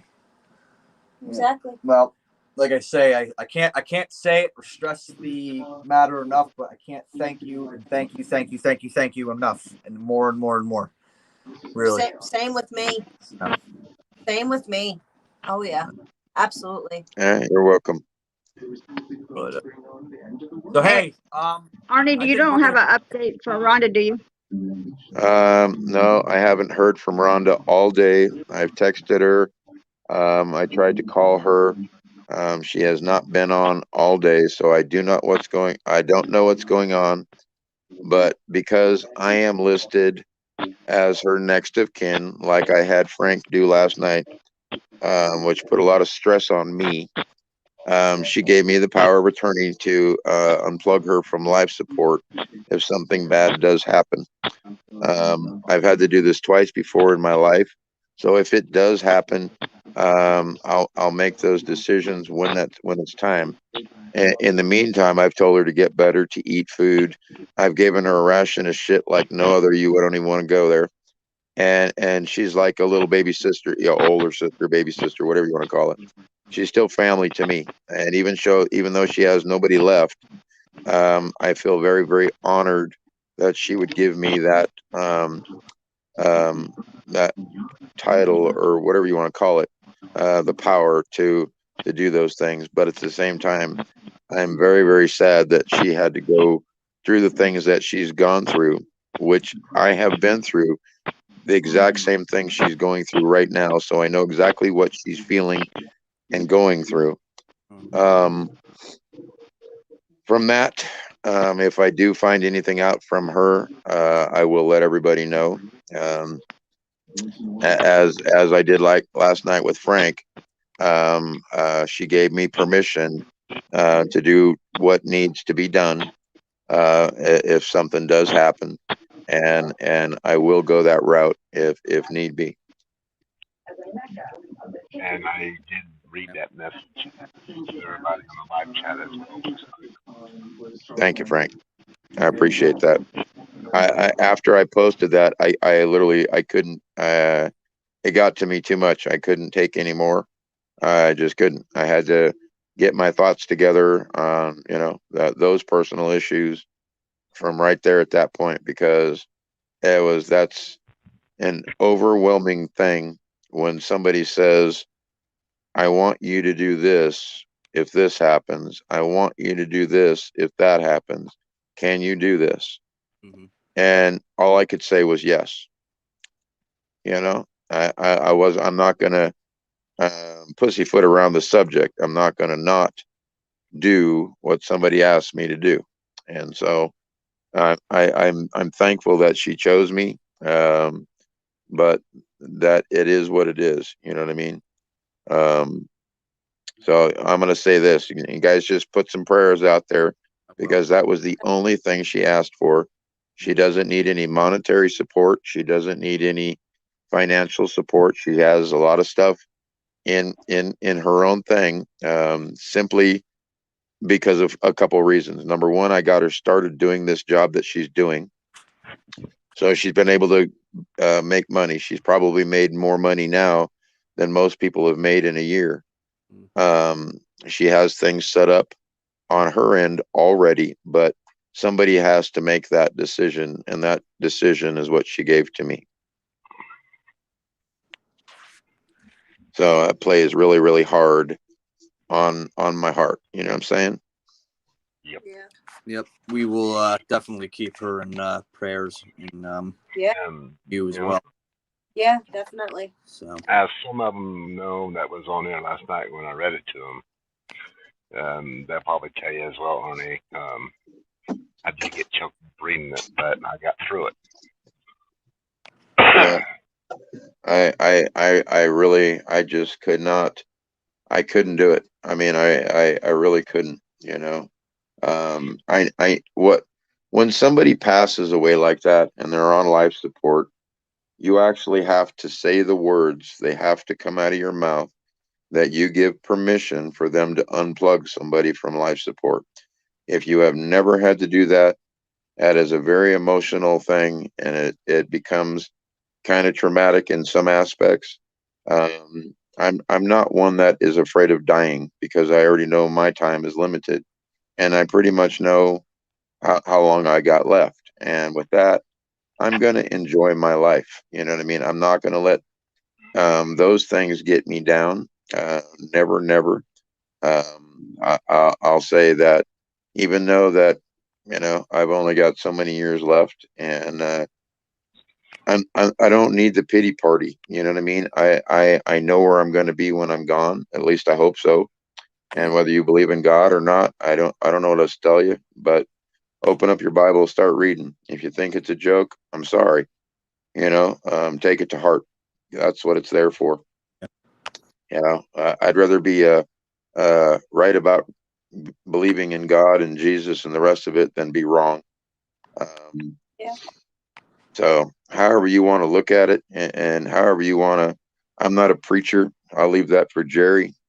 For the couple other ones that are on here that are ministers and stuff, but you're not going to shake my faith. You're not going to destroy what I believe, no matter how hard you try.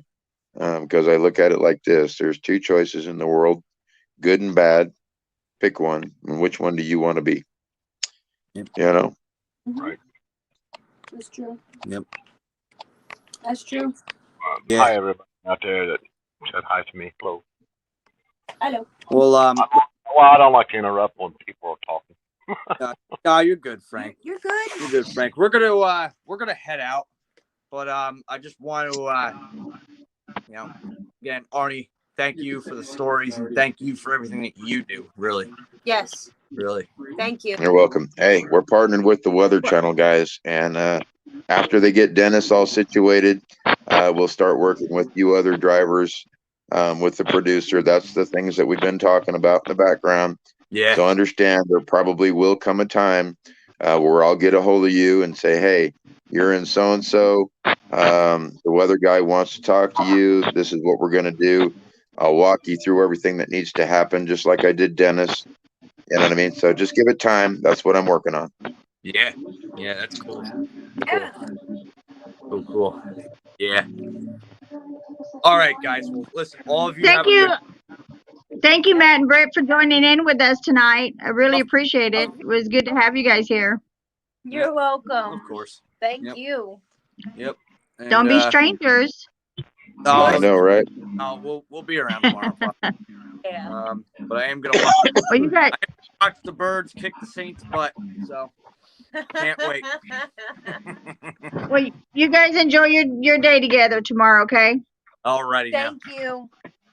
You're All right, guys. welcome. Have a great night. Love all. Okay. Love all of you. All right. Yep. Love see you you. guys. Good night. Frank, are you feeling better? Yeah, I'm feeling a little bit better.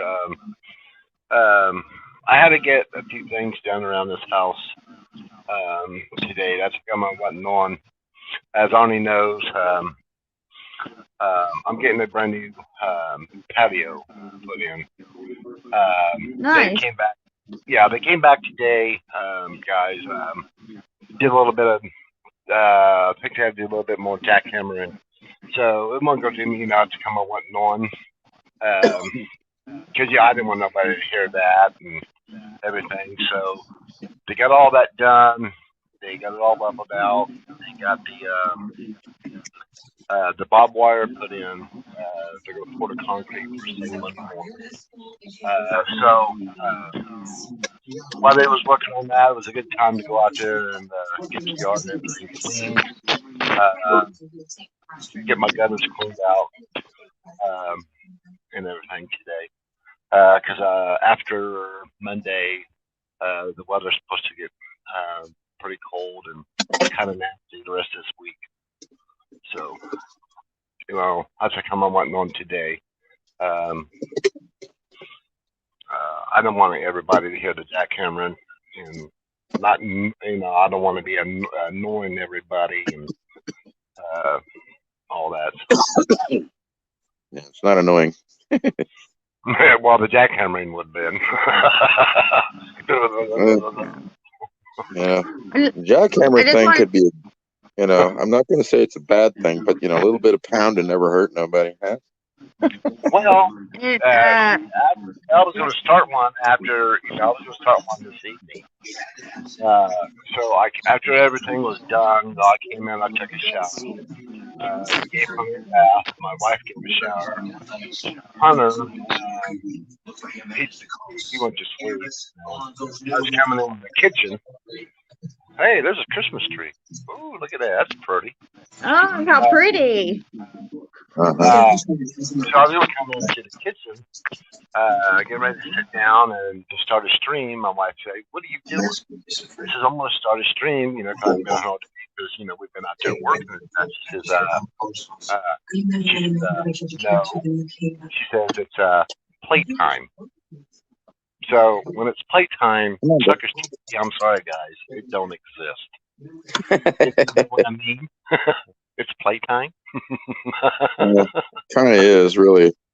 Yeah, really. Yeah. Playtime. I'm going to read Levon's comment. She said, I took care of my dad and my brother till their dying breath. It was not pleasant and very hard to watch them die. Levon, when I had to bury my son, I'll just say this. They kept him alive on life support. He was in, since the country, he was actually in Minnesota when he got hurt. They life flighted him to Sioux Falls Hospital. And I was in South Carolina. I went from South Carolina with my buddy Danny right here.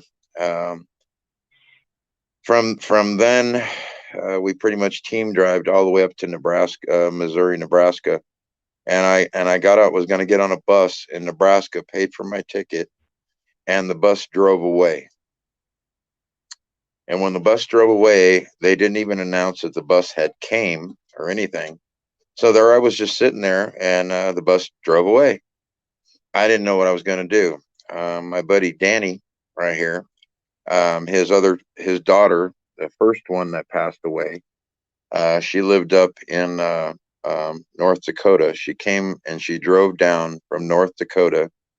Didn't know me from nobody, just on the word that Danny called her and said, I need you to go down there and pick him up and bring him to the hospital.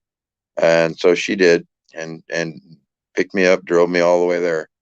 During that conversation of everything that was going on, she knew that I drove truck with her dad. She hadn't seen her dad in many, many years. And I told her what I did, told her about her dad, that I knew about her and the rest of it. And she became a truck driver. And 2 years after the fact that she had been talking to me, seeing all the stuff going on with me, she became a truck driver. She went through Warner through the school. She had gotten trained, and she passed away Christmas Eve after she got done graduating from school, was getting ready for her very first load, and she was out there enjoying her home time, and she passed away on her front porch. And that same little lady was the one that took me to unplug my son from life support. So when I got to the hospital and she was there, she left. I went inside. A couple hours later, we unplugged him. They flew the flag at half staff at the hospital. They donated his organs to help other people because he was an organ donor. So all those little things that have to happen like that, even though it's very, very hard, and I fight for the people that are not going to be here anymore, because of their last wishes and stuff and so on. So because of that, I know what it feels like very, very well to lose somebody and watch them pass. I think we all have that same thing, for anybody that's passed. But I look at it like this. God needed them more than me. And that is the way that I look at it. So that's the only way that I can to do it. And I know where they're at is in a better place than they are being here. And everything that, they ever had, their boo-boos, their owies, their broken bones, the pain and all the stuff, it's gone. So I look at that in a nutshell. And even though it's a very, very hard thing, no offense, I'm smiling because I know where they're at, and I know where they are. And I'm not sad, other than the fact that they're not here anymore to say hello to me, say hi, how you doing, make a phone call, send a birthday card, those kind of things. And now, if I could receive just, one card from heaven, I'd want one from my mom.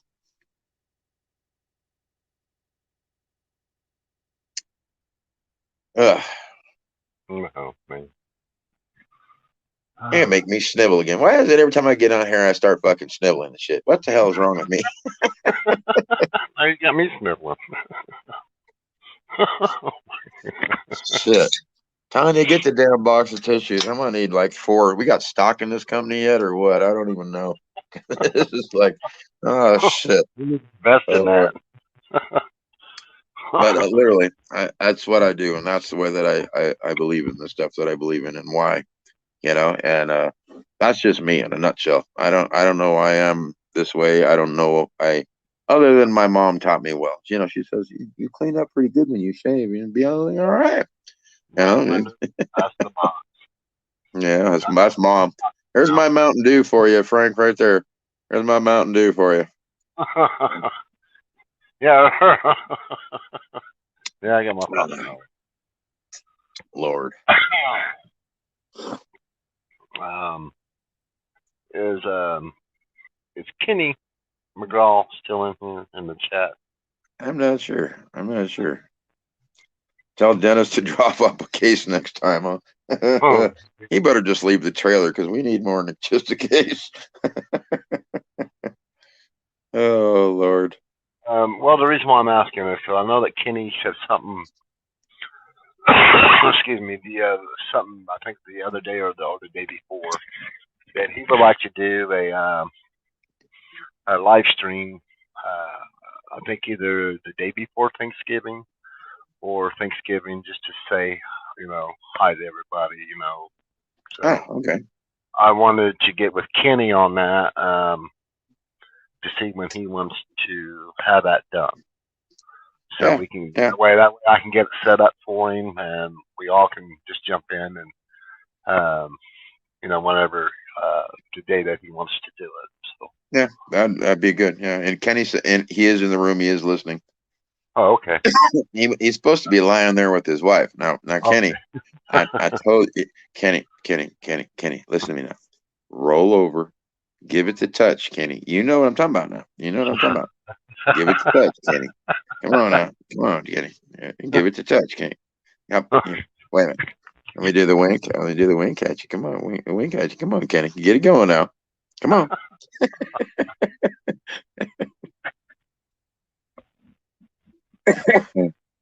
Oh Lord.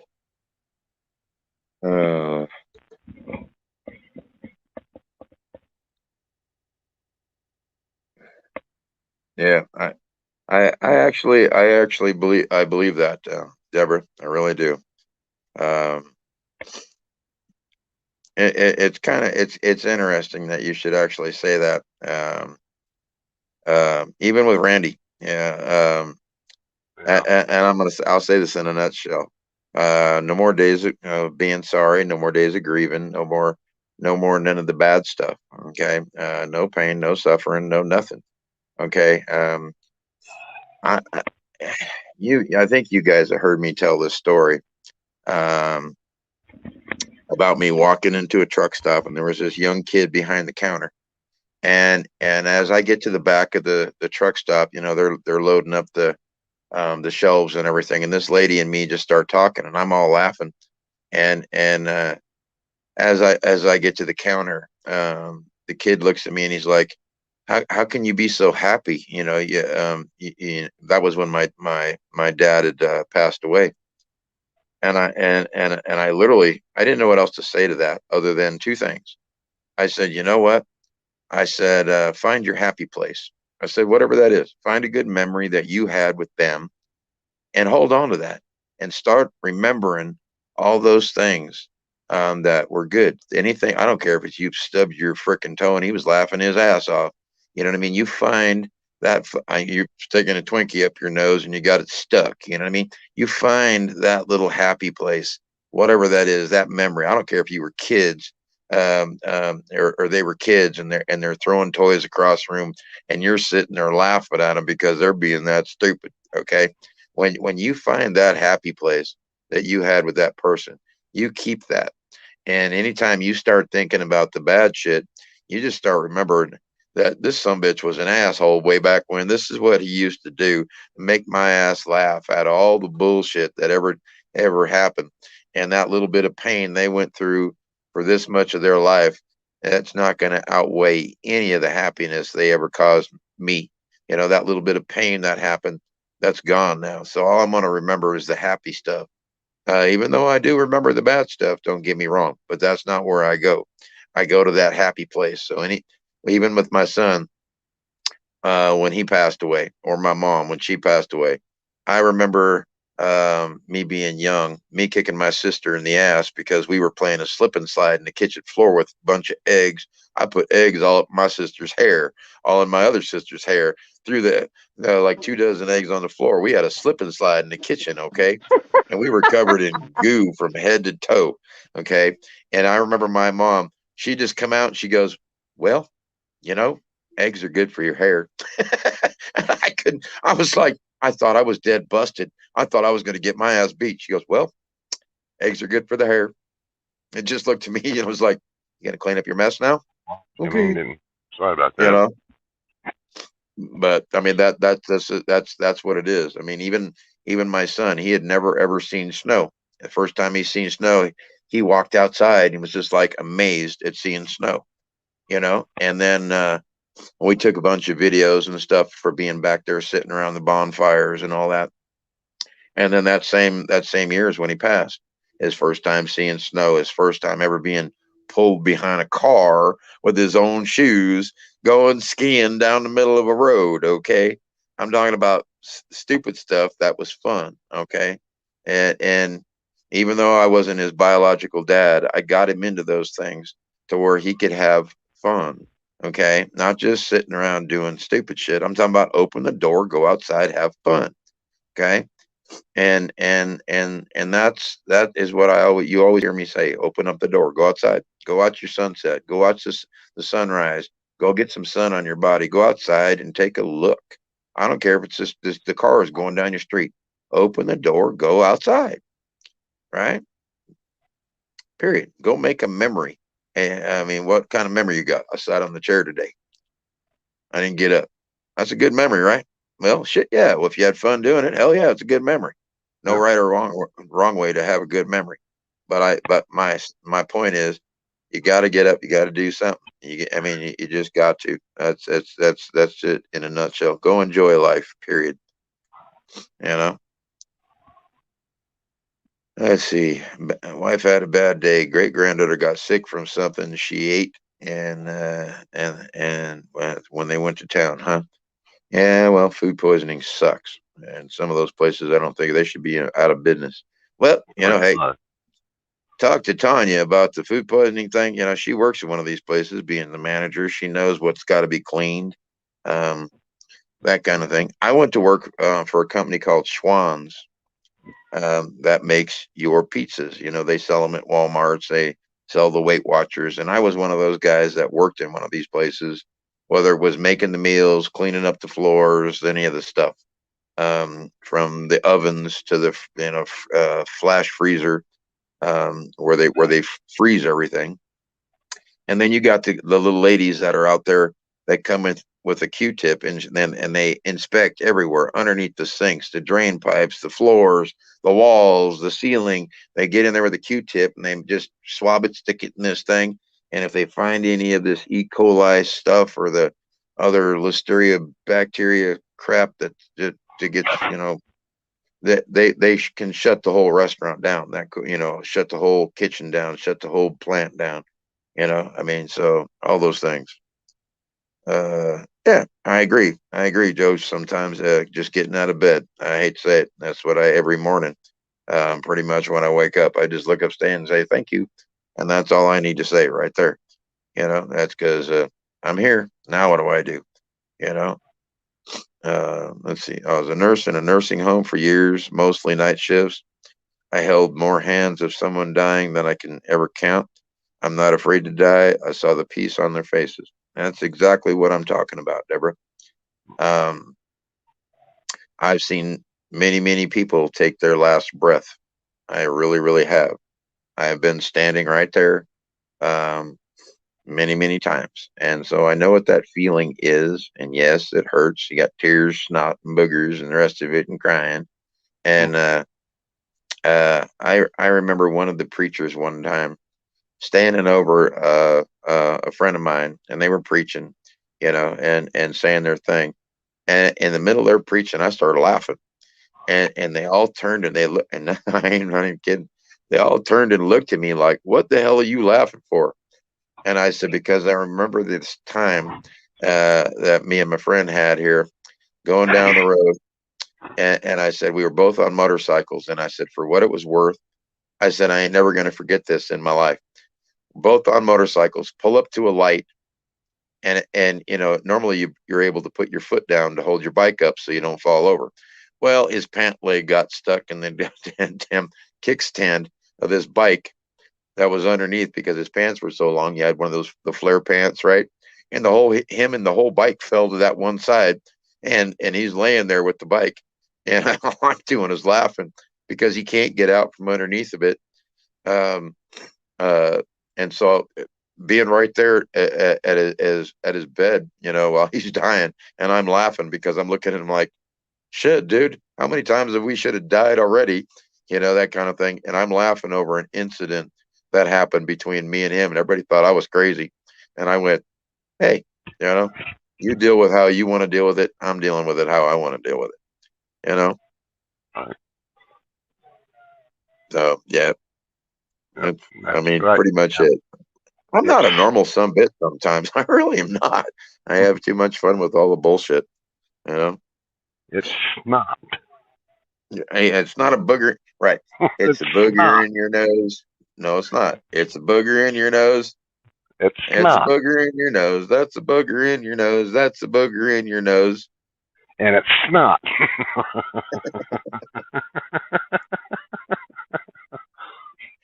Uh, uh, I ain't even kidding. See, that's how you do that. You take that conversation and you can change it on a dime. All right. Uh, I watched Johnny Cash's documentary, and when he went to his brother's when his brother died and described how his brother went to heaven. You really want me to go there, huh? I'll go there. And this is a true story. And I've said this many, many times to many, many people. When my mom passed away, she lived in Minnesota. Right before she passed away, she had given me um, a little bit of money and a credit card, which is a Cenex fuel card for those of you know what that is, to go down to Oregon to pick up my kids because me and my second ex-wife were going to try to work things out, and I was going to go down and get my kids and that kind of stuff. She had paid for my kids to get on a plane to come back to Minnesota. So I was on the way to Oregon to go get my stuff out of storage and all the rest of it. My now ex-wife was there with my mom while I was doing all this.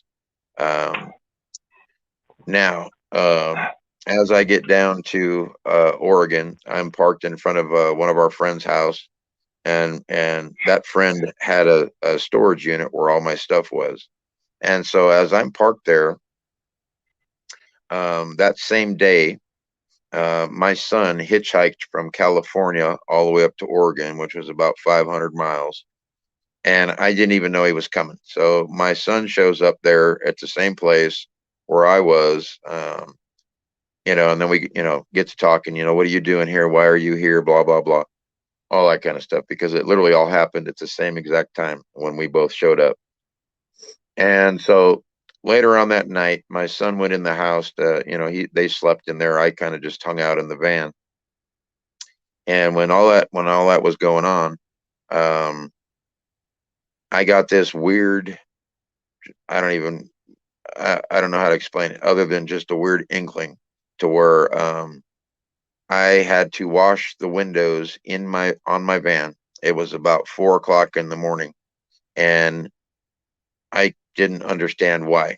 And so I basically 4 o'clock in the morning, I start washing the windows with Windex inside, outside of the van. And during that time, now there is a time difference between being on the West Coast and on the East Coast. So there was basically a 3-hour time difference between me and my mom. So in other words, it was 4 o'clock my time, 7 o'clock her time. So by about, I'm going to say 4:30-ish, 4:45-ish, I could hear my mom in my head talking to me just like I'm talking to you right now. And as she was talking to me, what I kept hearing is her telling me, I'm not here anymore. You got to let me go. I thought I was pretty much losing my marbles. So as that was all going on, my son had come out a couple of times in this, and that, and the other, and he, comes out and he's like, what in the hell are you doing? It's 4 o'clock. It ain't even daylight and you're cleaning the windows. And I'm like, you ain't going to believe this. And I'm like, my mom is talking to me in my head, just like you are right now. She's telling me that she's not here anymore. I don't understand what the hell this is all about. I don't, just nothing, but that's what she keeps telling me over and over and over. And he's like, you're just crazy, blah, blah, blah. And pretty much at that point, I couldn't disagree with him. So when that all happened, and there I sit. By this time, it's starting to get, daylight, 5:30-ish, thereabout. The storage place didn't open until 7 o'clock in the morning. So I had to sit there and wait, and it was only 5-minute, 10-minute drive to the storage place. So, well, you remember this story on Kayla? Yeah, and how many times have I told this? So in that process of me cleaning all the windows and my mom talking to me in my head, and I didn't understand what was going on. I told my son, I said, I know you're not going to believe this. I said, but my mom is telling me that the lady who we were at, her daughter's name is Audrey, and her mom's name is Mary. So I'm going to use them. That Audrey is going to come out of the house with the phone in her hand, and that it's going to be my ex-wife. Her name is Cheyenne on the other end. And they're telling me that my mom had basically fallen to the floor, and she's not getting up, and that her last words to my ex were to take her into the bathroom to lay her on the floor because she had a really, really bad headache and felt that the cold would help her headache, which is what she had done before a few times. So as I'm sitting out there with my son and I'm telling my son this, Audrey comes out of the house with the phone, and she's like, Cheyenne's on the other end. And I went, just what, I mean, what do you say to this? You know what I mean? I thought I'm losing until she came out of the house, and my son's like, what the fuck? And I'm like, yeah, well, your guess is as good as mine. So when I heard that, and then I start talking to her, and she's saying, she fell. They were sitting there at the kitchen table having coffee, and my mom fell to the floor. And as she laid there on the floor, she told my ex-wife to take her into the bathroom and let her lay down for a minute, go get her an aspirin, and just let her lay there. Her headache will go away. And so I'm like, okay, well, do what she wants. Not a big deal. It's kind of fucking screwy that she wants to do that, but let her do it. So that's what happened. And the next thing you know is I get another phone call. Well, that phone call was the same exact thing as the first one. My mom said, she's going to call you. I'm laying right here on the floor. I am not going to get up from the floor anymore. I'm not going to I'm not going to see you anymore. I'm not this. I'm not that. There's nothing they can do. And that's what she's telling me in my head. And so when the phone rings for the second time, by this time it's like about 10 minutes to 7 or something. And she comes out and says, your mom's on the floor. I don't know if she's breathing. And I said, okay, well, I'm going to teach you how to do CPR to my mom. And then you need to call 911.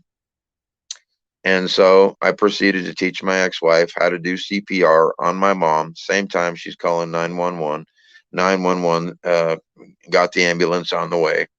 As the ambulance is coming and doing all this stuff, she's freaking out because my mom, she doesn't know if my mom is breathing or nothing. And she's crying and all the rest of it. And I'm sitting there just kind of freaking out because my mom's talking to me in my head. And I think I'm losing my freaking marbles. Well, when the EMTs get there and they start working on my mom, pretty much I'm talking to her on the phone, and they're like, they're going to take her to so-and-so hospital. I'm like, okay, well, what happened to her? And I don't know. Did she have a heart attack? I don't know. Any of that stuff. Didn't know. So I proceed to go over to the storage unit with friends of ours, and my son came with. And then as we get over there, we start getting ready to load up everything in my little minivan. My mom is in my head still, been in my head since 5:30 in the morning there before that, telling me that I'm not coming home anymore. I'm not going to see you anymore. You need to let me go. You need to understand it's basically it's my turn to die, kind of a thing. And I think I'm losing my marbles. That's what I think, because she's talking in my head just like I'm talking to you right now. And so by the time it's all said and done, I'm literally loading up the van and the rest of it. And my mom comes to me and she says, the hospital is going to call you. And as they call you, you have to give the words. You have to say the words. And I'm like, you know, like, what are you talking about? Just what do you, she goes, your sister's here with with Cheyenne, and they got to have your permission because you're the oldest. And I'm like, what in the hell are you talking about? You know, and by this time I'm like answering her, you know what I mean? But I'm not answering her just like in my brain. I'm actually saying the words out loud. So by this time, everybody thinks I'm fucking bonkers in the first place. And during all this, she's like, you got to let me go. You got to let me go. And I'm thinking I'm losing it. And I'm basically, from that point, I start talking to God.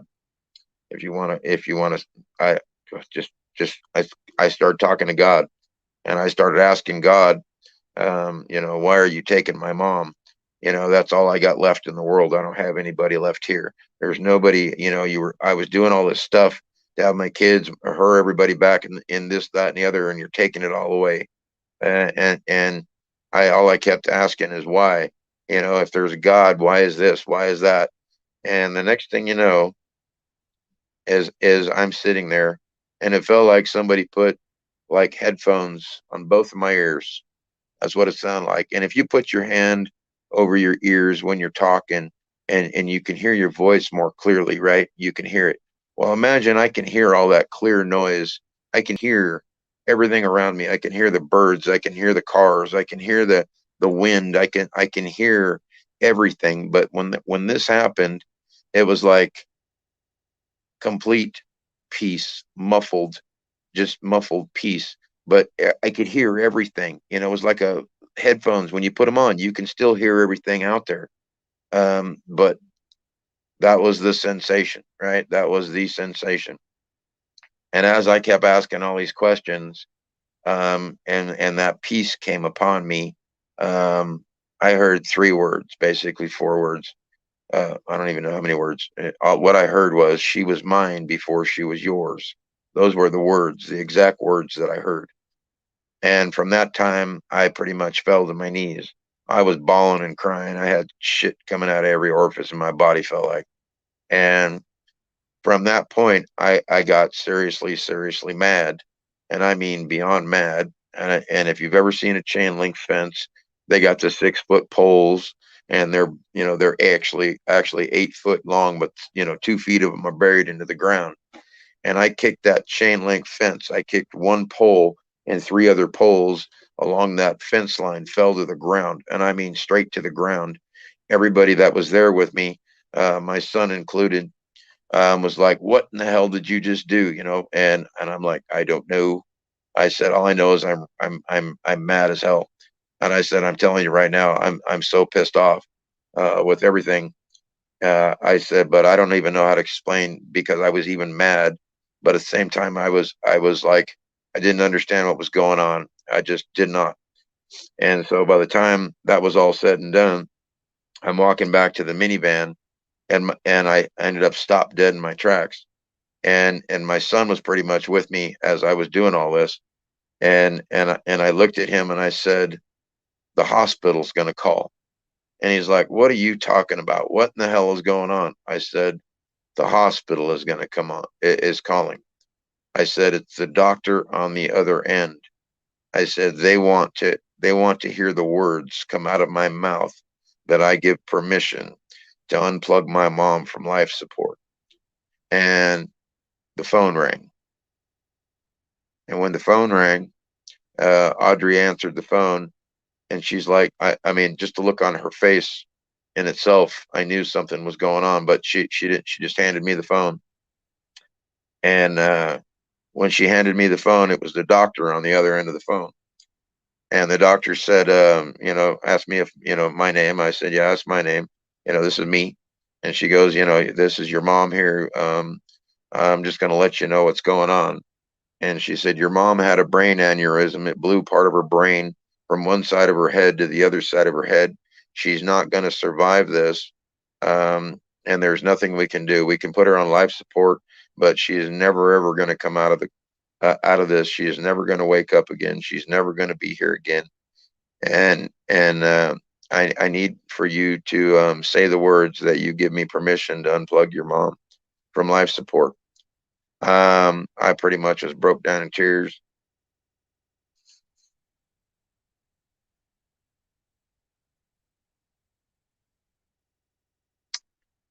So from that point, and when she asked me again to give her permission, um, the only two words I could say was "I give."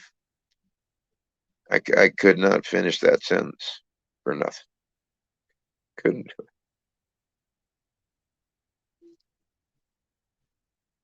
So from that point, um, she said that she understood. 15 minutes later, I got another phone call from the doctor. During that time, my mom's talking to me in my head, telling me about life, uh, that kind of thing. And for the next 3 days, she talked to me in my brain the whole trip going across from Oregon all the way to Minnesota. And what she basically said to me, she said, "You want to know what life is like?" She said, "Life is like the weather.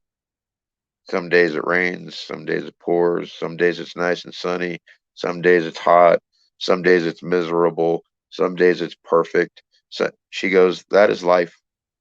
She goes, "All I want you to do is go enjoy life." Um, and that's it. And in a nutshell. And when we talked the whole way for 3 days, I thought I was just straight up losing my marbles, 100%. When me and my son were in Montana, if you guys have never been there, they call it Big Blue. Atypically, they got a skyline that lasts forever and ever and ever, and that's why the reason they call it Big Blue. So, in the middle of that drive, um, it was nice and sunny when we first started out. By the time we got to the other part of it, it was literally raining, snowing, hail all through the Dakotas and the rest of it. But in Hey Montana, Arnie. uh, Hey Arnie. Can I interrupt you a minute and have you read Joe's comment, please? let me read Joe's comment. It said, "I hold such bitterness, and only bad has ever happened to me. I need to surrender my pain to him." Thank you, Arnie. Pretty much, Joe. Um, I've been life flighted. I can show you my scar in me. I shouldn't be here right now.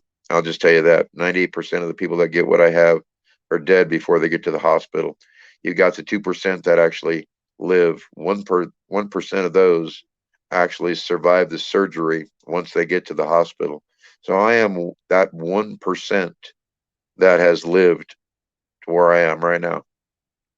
So um, that's pretty much it. I'll just say whether you want to believe in God or not, that is your choice. But I tell you what, he is there. Um, over the last 2 years of my life right now, I've been in pain almost every single day. Here, just a few days ago, when I actually asked Jerry to pray for me, for whatever it's worth, I haven't had pain since that day. And in the last 2 years, I would say if I drove a car here, drove a car there, I didn't. I was popping pain pills like they were going out of style.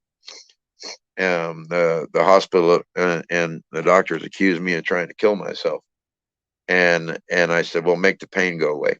Well, they couldn't, and by the time it was all said and done, I haven't had a pain pill, only but a few, in the last year.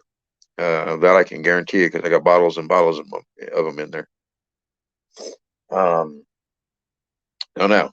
As me and my mom, ha, and me and my son were driving through Montana, and as we come across that big Montana blue sky, my son is one of those that straight up does not believe in God. I'm not going to say he's an atheist, but because he's not, he wants 100% factual proof. That is what my son wants because of everything that's ever happened to him in his life, from me and his mom getting divorced, all the things that's happened bad in his life. He wanted physical proof. That is what he wanted. And as I'm talking to my mom says, "Ask him." And so I looked over at my son and I said to him, I said, my mom wants me to ask you a question. And I said, that's coming from my mom. And I said, her question is this. She wants you to think of a question, not to say it out loud, and she is going to answer you. I said, I don't know how that's going to happen. She does, but she's going to answer your question. And I said, do you understand that? And he said, yes. I said, good. Think of your question. He looked at me and he said, okay. And I said, all right, that's good enough for me. I don't want to know the question. To this very day, I still don't know the question. I never asked him. And about, I don't know, 10, 15 minutes later, 20 minutes later, out of the biggest Montana blue sky you've ever seen in your life, clouds appeared out of the middle of nowhere. I looked at my son. I said, that is my mom right there in those clouds. I said, somehow, some way, she is going to answer you. I said, I don't know how that's going to be or what. And then as I kept looking, I looked and I went, really? I said, I mean, it's like I'm talking out loud and I'm like, I know what that looks like to me. I said, I don't know what you think that cloud looks like. I said, but this is what my mom put in the clouds, right? And when I looked at my son and I said, do you understand that? And he said, yes. And I said, you're sure you understand that because that's your answer? He said, yes. And I said, good. My mom knows that you now understand it. It went from this and it turned to this. And that is exactly what the clouds did. And then after about, I don't know, 3, 4, 5 seconds, it just kind of faded away. That is exactly what happened. So if my son ever gets out of prison and he comes down here and we ever have this discussion again, you can ask him for yourself because I still don't know the question that he answered or asked my mom. All I know is what she gave for an answer. So that is how. God, why you guys always make me break out fucking tissues, huh? Why you do that to me? I'm having a cigarette. Hell with all. Oh shit.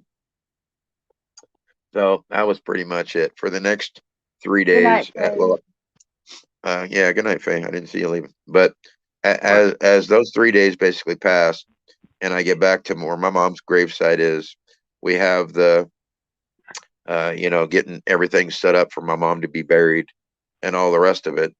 I understand this. Since I was a little kid, every time we would go back to Minnesota, I would always want to go out to the cornfields and go pick an ear of corn. I always wanted to. And my mom would say no. She goes, they're not yours. Leave them alone. And I would say, okay. I said, well, did they taste good? I said, she lived on a farm growing up. So, so that's pretty much how that went. Well, the day that we were going to bury my mom, I had a van load of people. And as I'm driving down the road, my mom, she hadn't talked to me for a little while I was back there, everything was going on. She just didn't talk. And then as I'm going to her funeral, we were all supposed to be there at 10 o'clock. And I was running late. And so I wasn't going to be there on time. And so I was kind of in a hurry and, trying to make it there. Well, on my way there, my mom started talking to me in my head. And I said, and she's telling me to pull over. That's all she kept saying, pull over. And I'm like, okay, well, like why? And she's like, I'm coming like a bat out of hell. And that's pretty much the term I used when I pulled over and everybody asked, what are you doing? We got to be to the funeral. And I said, I know you ain't going to believe this. My mom told me to pull over because she's coming like a bat out of hell. And I pulled over and I sat there on the side of the road And I waited and I waited. And I started telling everybody, I said, I can feel my mom coming. I can feel her. I said, literally, I can feel her coming right now. And they're like, what? And I said, I'm not kidding. I can feel her. And about the time I got that out of my mouth, about the third or fourth time, hearse passed me like I was standing still. I'm not standing still. You're, I was moving. look at him. Look at him. There's Danny, everybody. That's Danny right Yeah. there. Hey, look at him. Look at him. There you go. That's Danny. Hi, Danny. That's Hey, Danny. Hi, Tanya. whoever. Tanya. Yeah.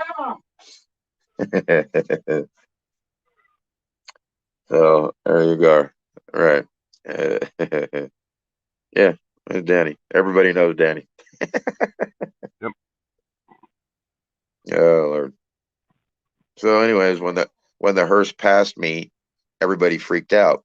Well, as we get going down the road, to where we had to make a right turn, when I got up to that corner, my mom told me to stop, and I was like, "Okay, why?" She's like, "There's a cornfield right here. Everything else had been plowed. You know, wintertime they plow it all to the ground, right? There's nothing but dirt." She goes, "There is a little section right back over here where they didn't dig everything up, and that you can go back over there and pick one ear of corn." Are you telling stories again? Yeah, you hear Daddy? Are you telling stories again? Yeah, yeah. See, where is he? I can't see. He's over there. There he is, right there. There he is. See?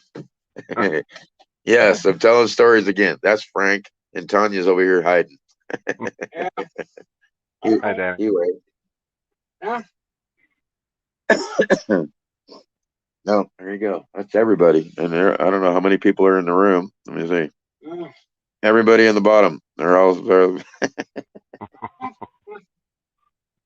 That's cool. Looks like the rat's out it again. yeah, he left you a surprise for the morning.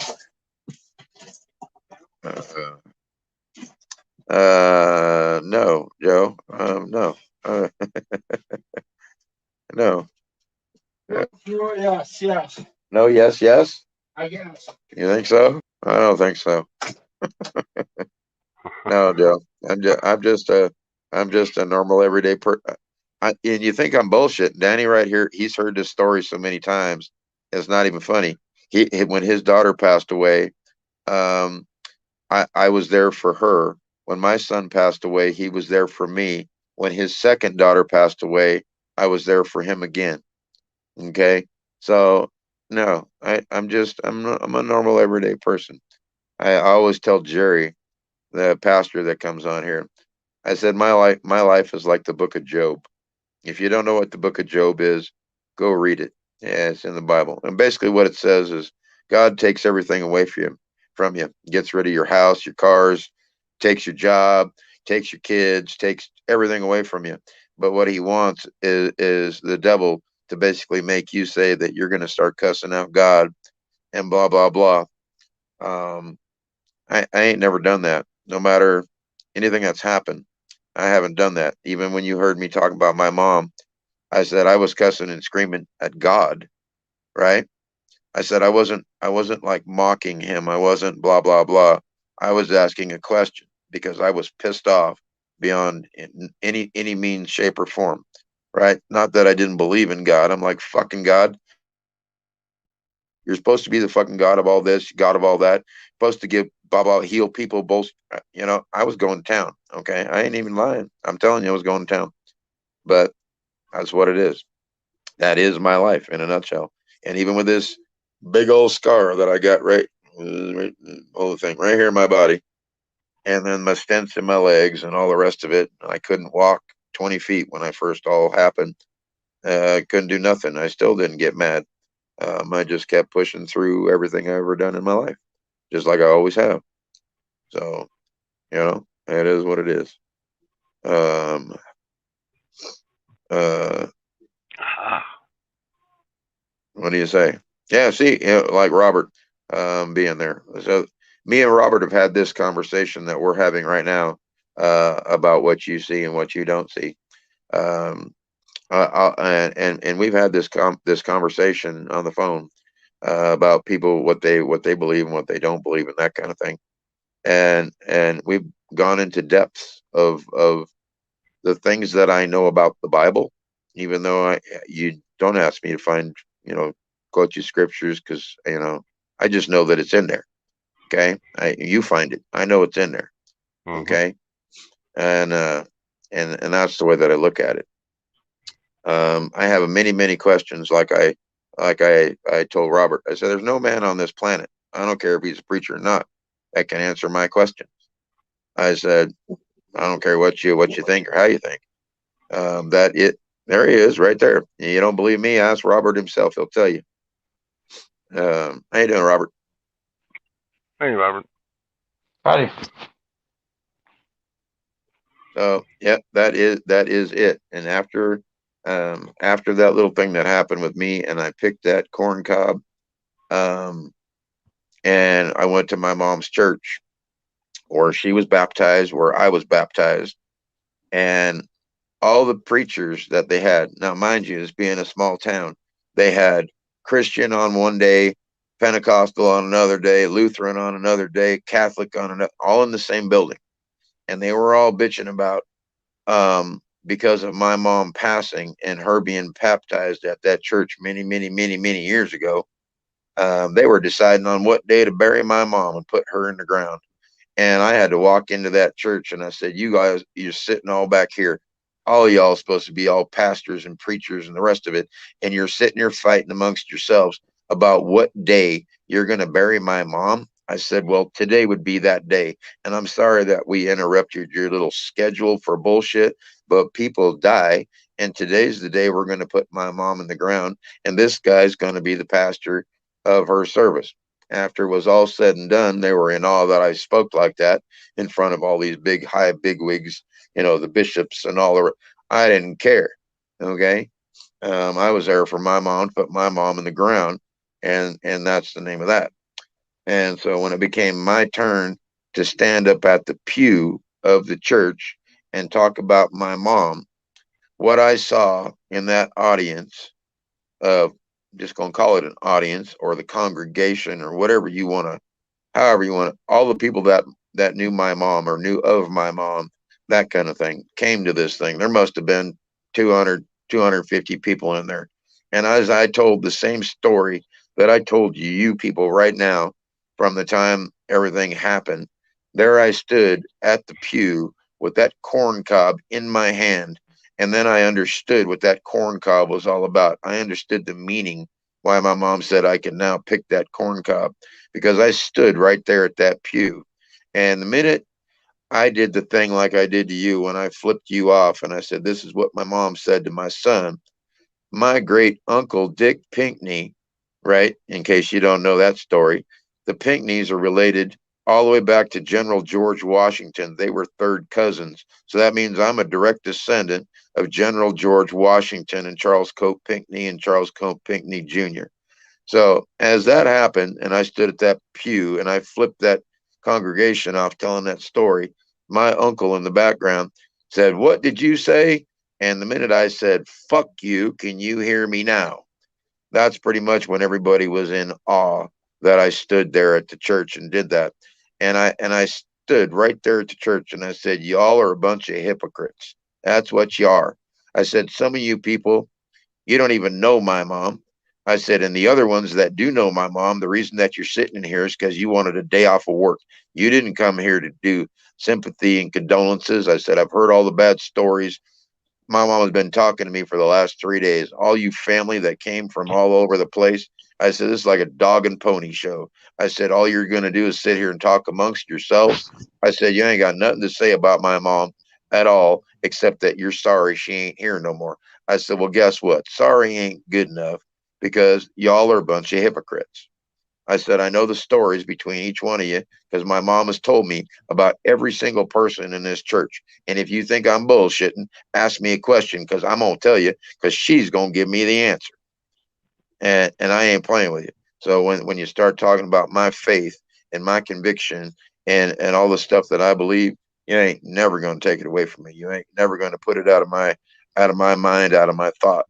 Don't ask me why I know the things that I know, because I'm not one of those that studies the Bible, but I can tell you that it's in there, and whether I can quote it verbatim or I can give you a gist of what it is, I'm gonna tell you.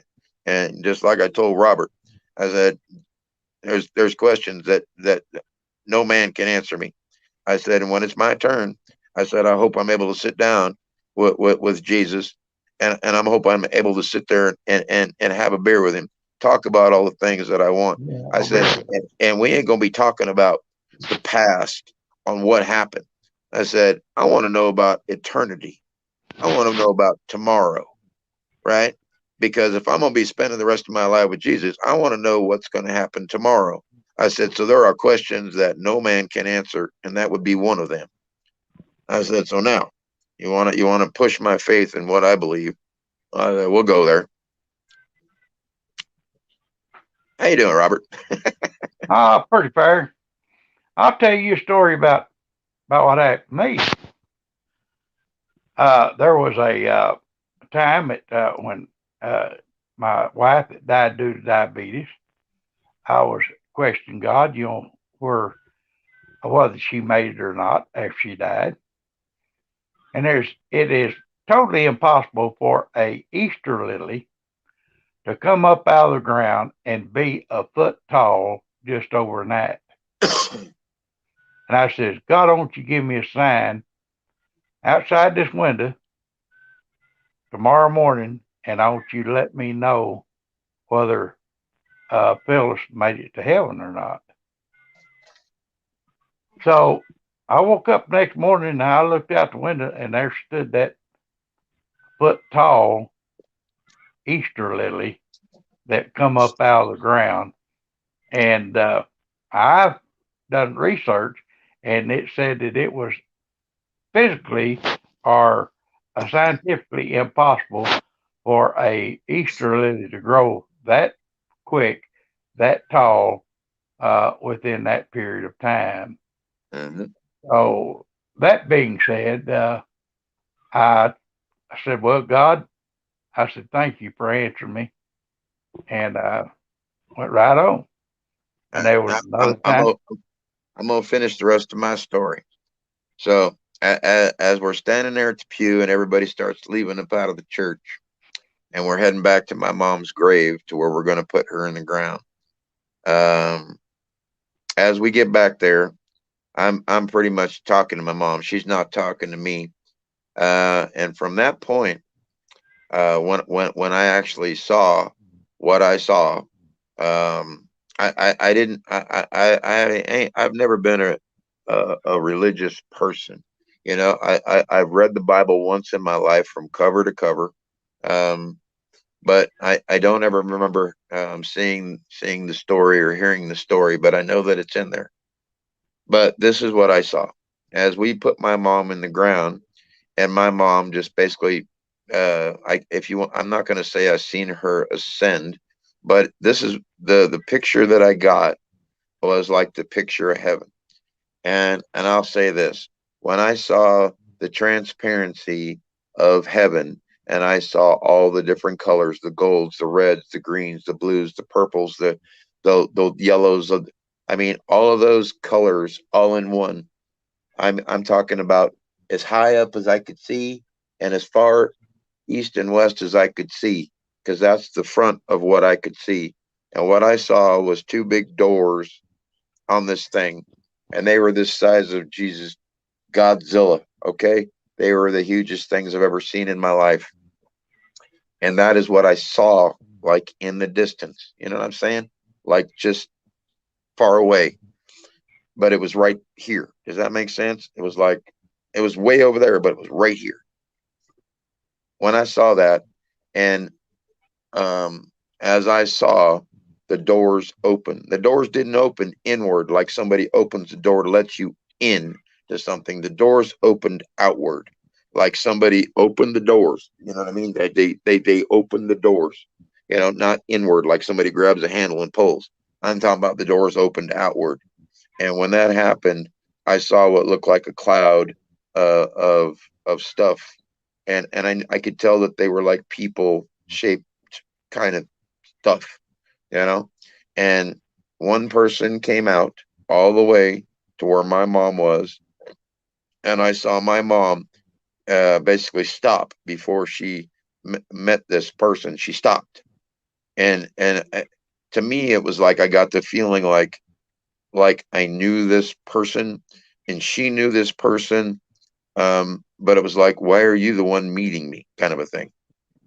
And then from that, basically, my mom went to her, and they started walking inside. When they got inside, and I saw the doors closed and everything, um, I'm telling you, I've never had so much peace in my life.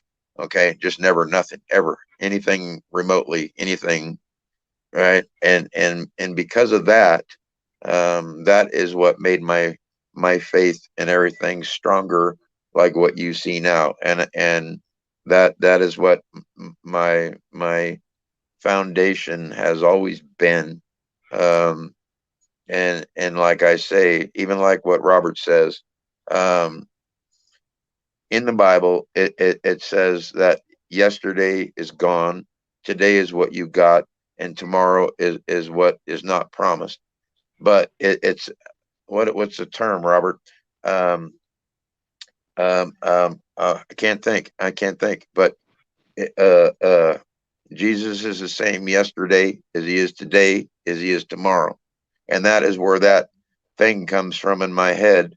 Is yesterday was Jesus, it's gone, but it's still here because it's the same as it is today, and you have today, but tomorrow's not promised.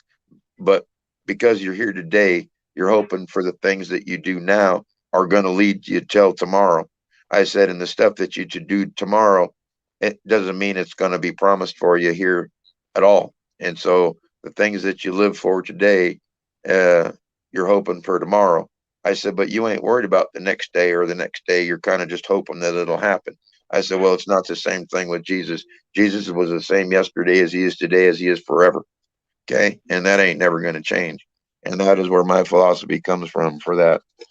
So I ain't no preacher. I'll leave that to Robert because he is. Well,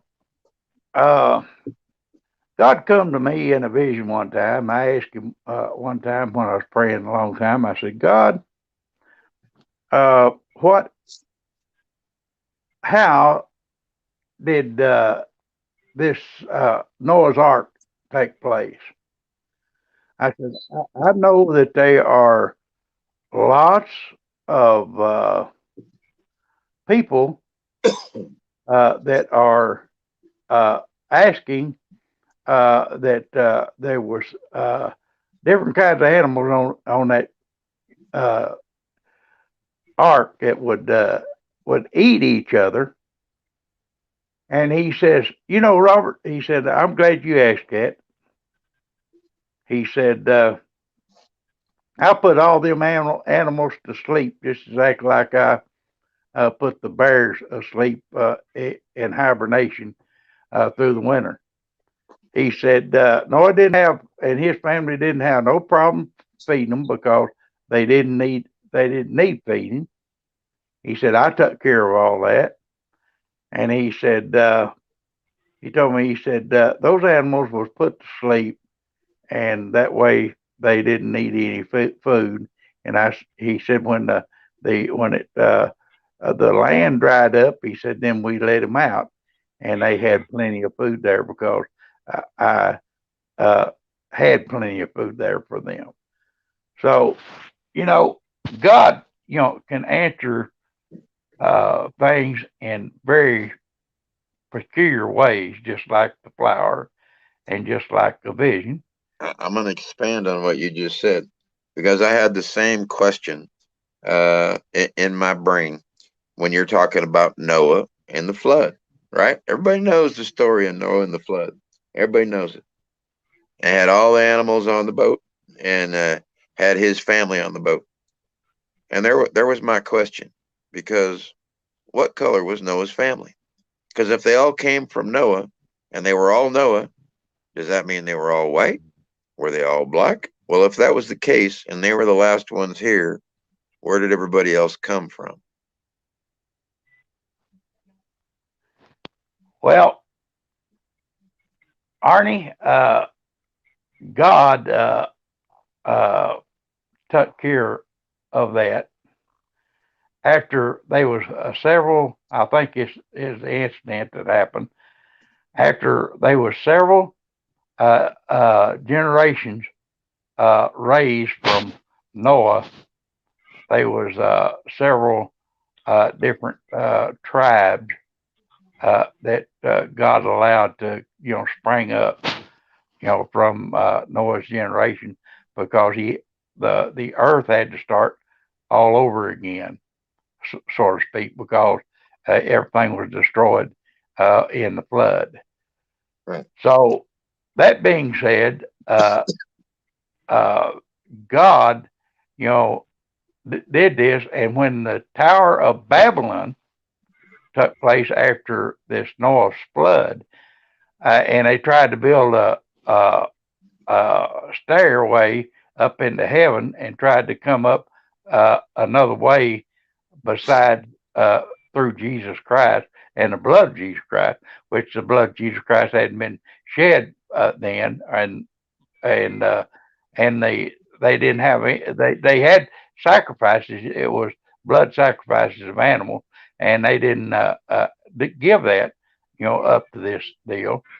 So anyway, the Tower of Babylon, and he made them confused, and when he made them confused, he made them of every different language and tongues all across the world. He actually did that. He did that when the ark landed, and his sons went each different way.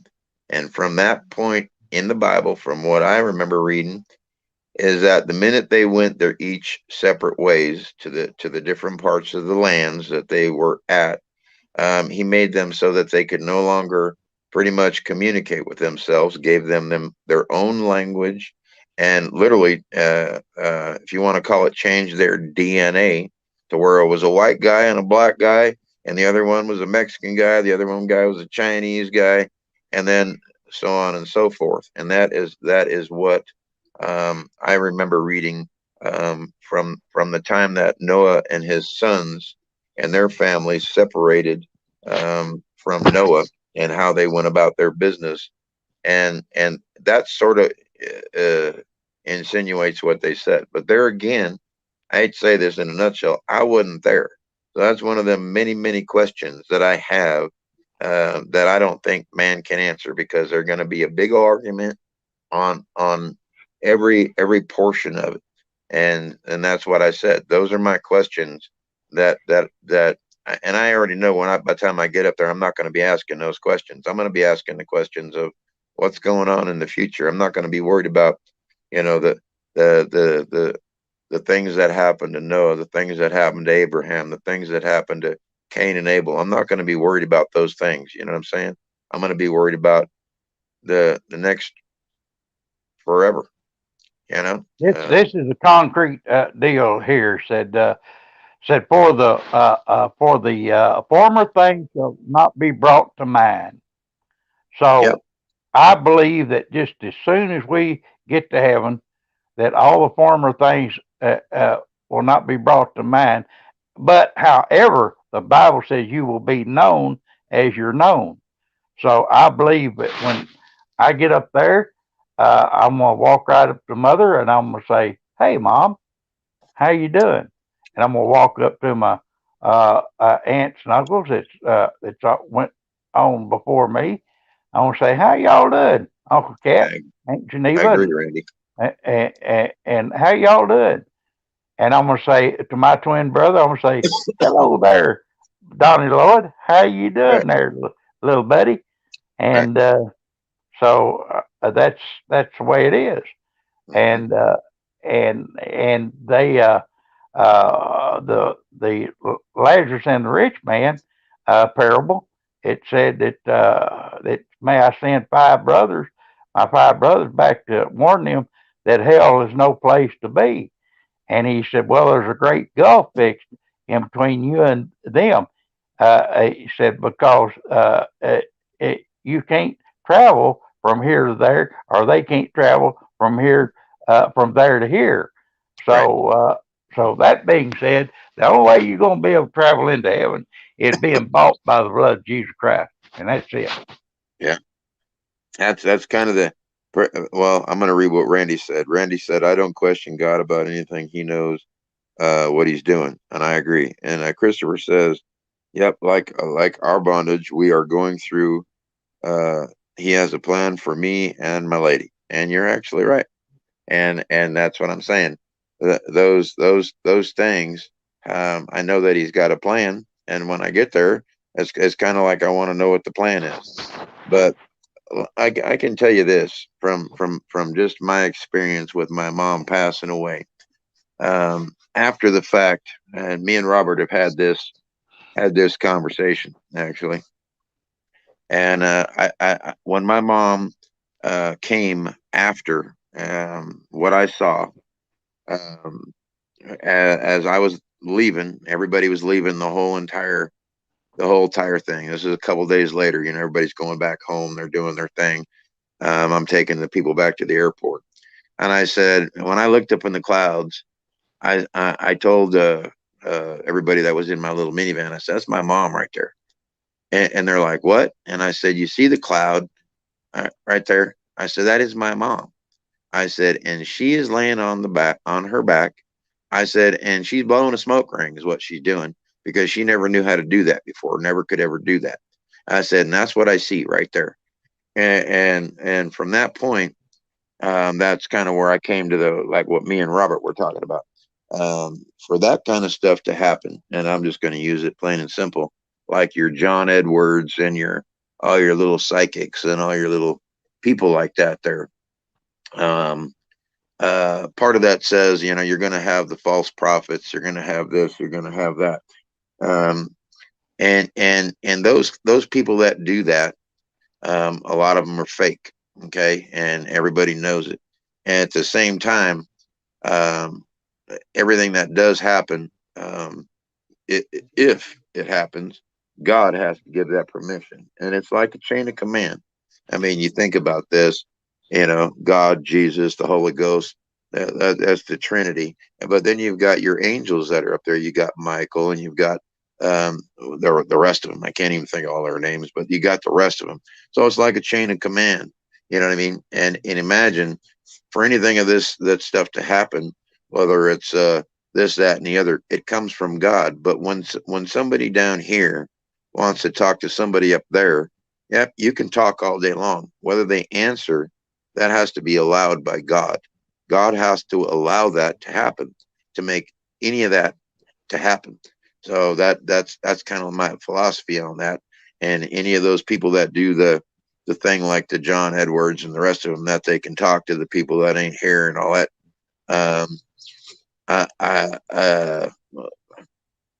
Like I had that conversation with Robert about people that talk in tongues. I said, well, if they're talking in tongues, I said, what I want to do, this is my inkling, is I want to whisper something in this dude's ear, and I want that dude, them two, to talk in their little thing they got going on here, and I want that dude to answer. I said, because that's how I look at it. I said, I've read the Bible. I've seen what it says about tongues. I said, part of it says they don't do that anymore. The other part of it says they do. Well, the Old Testament says what they do. The New Testament says they don't. I said, so if you want to say it's a conflict, I don't really care. I said, I'm not going to sit here and argue the fact. I said, what I just said was, I want to see you talk to him, and then we'll go from there. I said, because if that don't happen, I think it's bullshit. I said, that'd be like me doing other things that are similar to that and then telling you to believe it. And I said, I ain't that just gullible like that kind of thing there.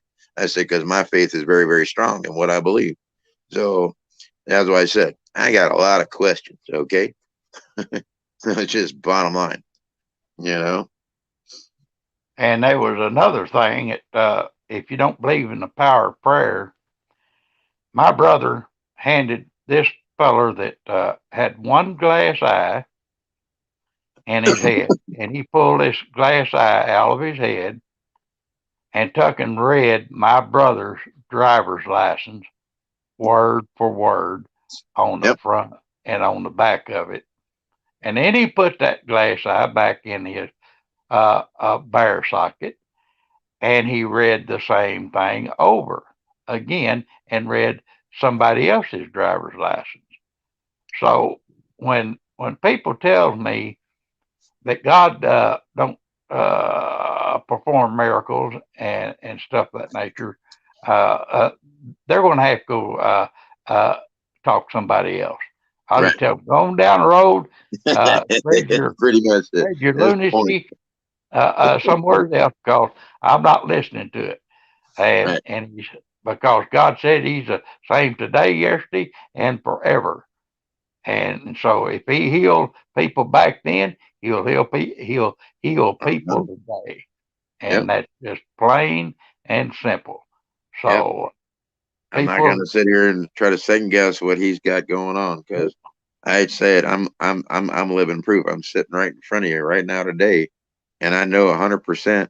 When I walked into that hospital, I had no blood flow coming out of my heart to the rest of my body, and I am still here today.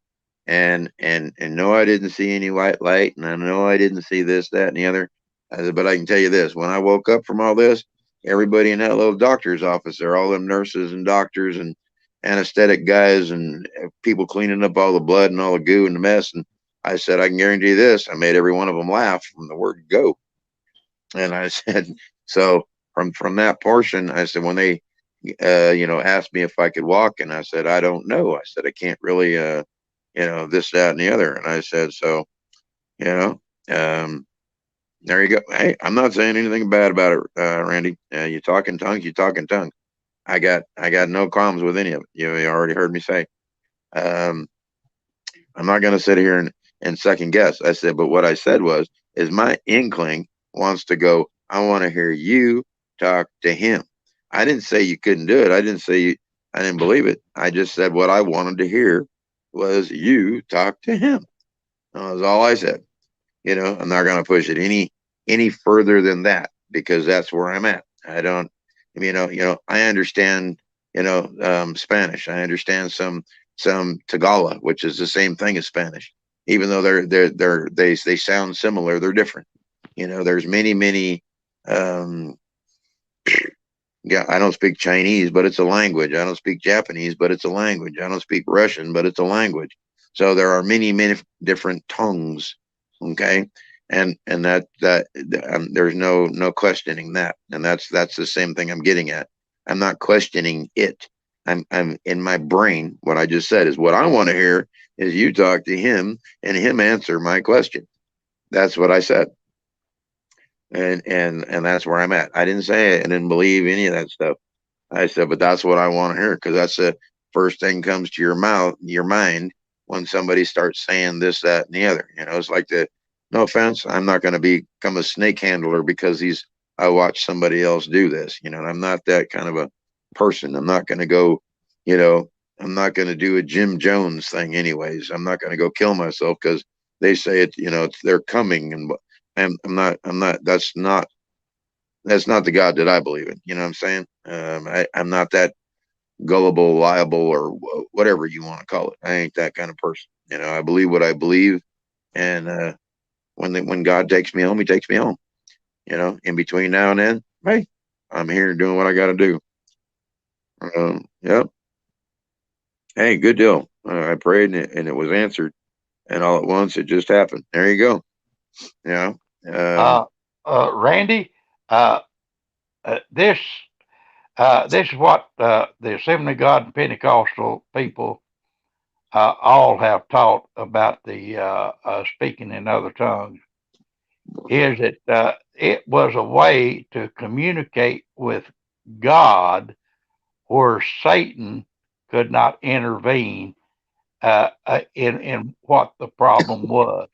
Right. Sometimes if we speak in just our native tongue to God, Satan can come in there with his spirit and kind of confuse the thing. And that's the reason why the Bible says, test the spirits and see if they are of God. So that way, Satan, when you're speaking in tongues, he has no way of knowing what you're talking to God about, and that's plain and simple. And that's exactly what that is. And I've spoken tongues, and I haven't spoken tongues a long time, but I'll guarantee you what, after I did, I felt the power that was way beyond any power that there ever was on the face of this earth. And Satan did not dare come toward me or even enter into my thoughts after that. And it just kind of give you an uplifting of the spirit and spirit of God that that is way beyond comprehension. And believe you me, when you do that, Satan he stays away from you like you ain't never seen nobody stay away from you for a good little while. Believe you me, because God is taking care of the problem. You don't know what you communicated to God with, but God knows. Yeah, That's it. exactly. Right. Yeah, that's why I said you wake up one day, you start talking Spanish, and you don't understand now how you just learned Spanish. I got no qualms with that at all. I have none. It is that it would be the same thing if you learned Spanish today. I would say, hey, ask this dude a question, because it's like all of a sudden you wake up and you learn Spanish, and that's where your mind would go. And that's why I said I have no doubts. There's none, but I just have the question. So that is that the same. This it's like the same thing I just asked about Noah. And when we were talking about Noah, same thing I asked about a lot of different. I'm the guy that has the questions. So I and in my philosophy, in my beliefs, there's no man on this planet going to answer my questions, because you have too many of this and too many of that, and that is why I say God is the one that will answer my questions. You know what I'm saying? And I know that for a fact.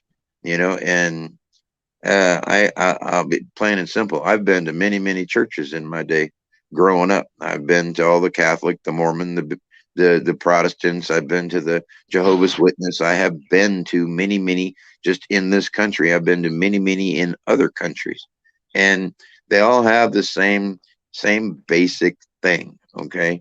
It's just the things that they practice, whether they're good or bad. And there's my back to good or bad again. You get over to the Muslim, not all Muslims are bad. You have good or bad. Depends on what their philosophy is and how far they want to practice what they preach or believe in a nutshell.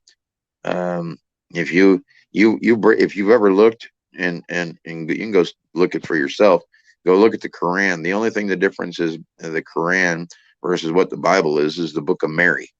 That is what it is. And in the Book of Mary, what they talk about in that is all your death, your killing, and all that. That is where that stuff comes from in their religion. They don't necessarily believe Jesus is how can I do this? Like God's son in essence, and they think that we worship Jesus, that he is God. You know what I mean? And it's like our belief is the Trinity system, which is God, the Father, and the Holy Spirit, and their beliefs are a little bit different, and because of that separates the differences in the whole culture. Well, I hate to say it, when I die and they die, are we going to the same place? I believe so. And so there again, you have two choices, good or bad. Pick one. That's as simple as I can get it.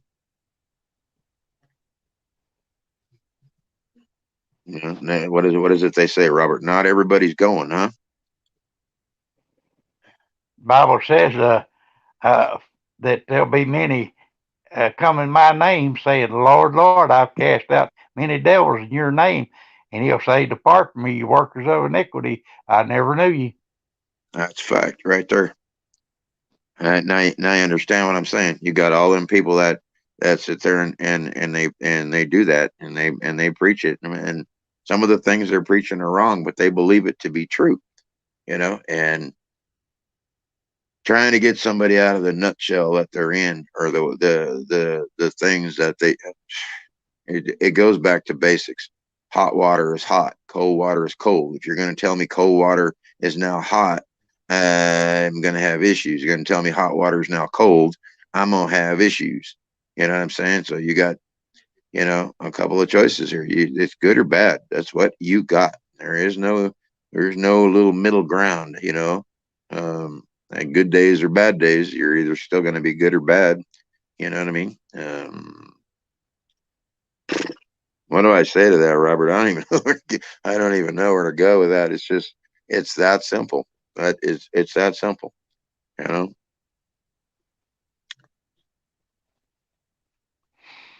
I don't know. I don't know. I don't know how to expand on that. I'm stuck. It's either good or bad. Done. You got another choice, right or wrong. Done. I don't know. What else? What else you got?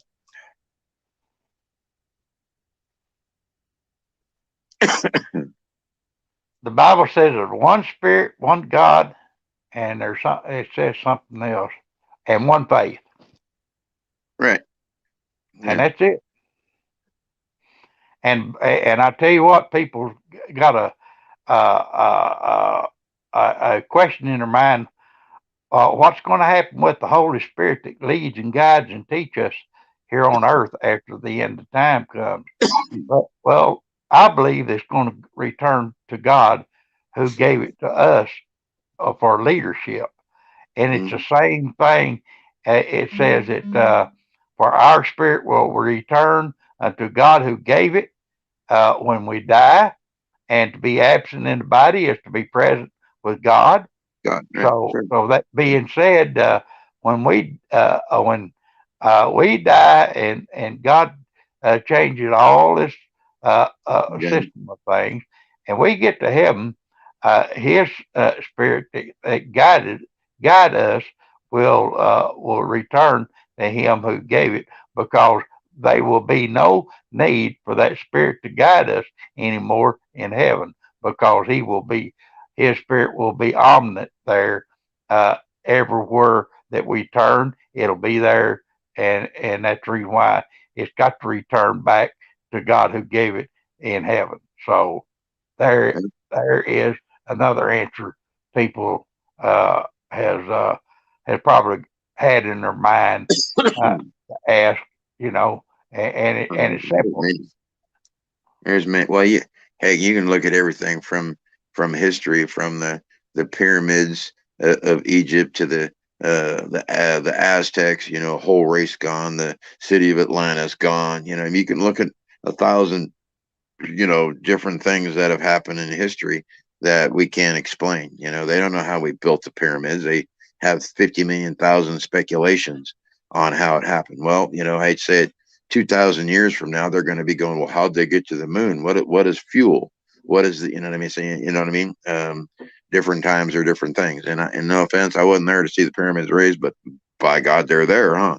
I didn't see the Aztecs put their stuff up, but by God, it's there, ain't it?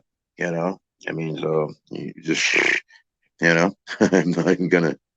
Hey, some people are a lot smarter than me. That's all I know. Well, I've always depended on God's knowledge, because the Bible said, "Let every man be a liar, but let God be true," and that's the way I've always set my philosophy, and it's pretty well worked. And if it's not comparable to the Bible, Steve-O.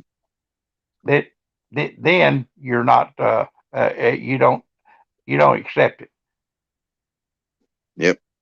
I don't even know how to begin with this conversation there, Steve-O.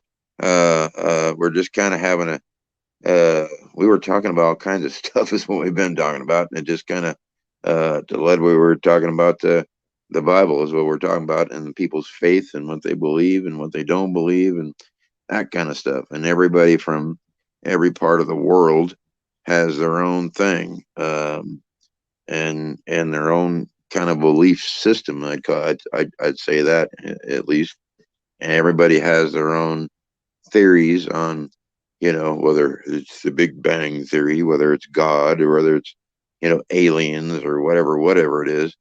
And the only thing that I can say to all of it is you have to ask yourself one question: is that true? Yeah, it really? You think that aliens, is that true? I don't see any aliens now. You think the Big Bang Theory happened? Is that true? You know, ask yourself the question. And when you start trying to pick it all apart, whether it's scientifically or whatever, I hate to say it, I'd rather believe in God than not believe in God. You know, this has always been my point on with God controlling the weather. Is I'll answer that that in a minute, Chris. do what? I was talking to Chris there. I said I'll answer him in a minute. When the now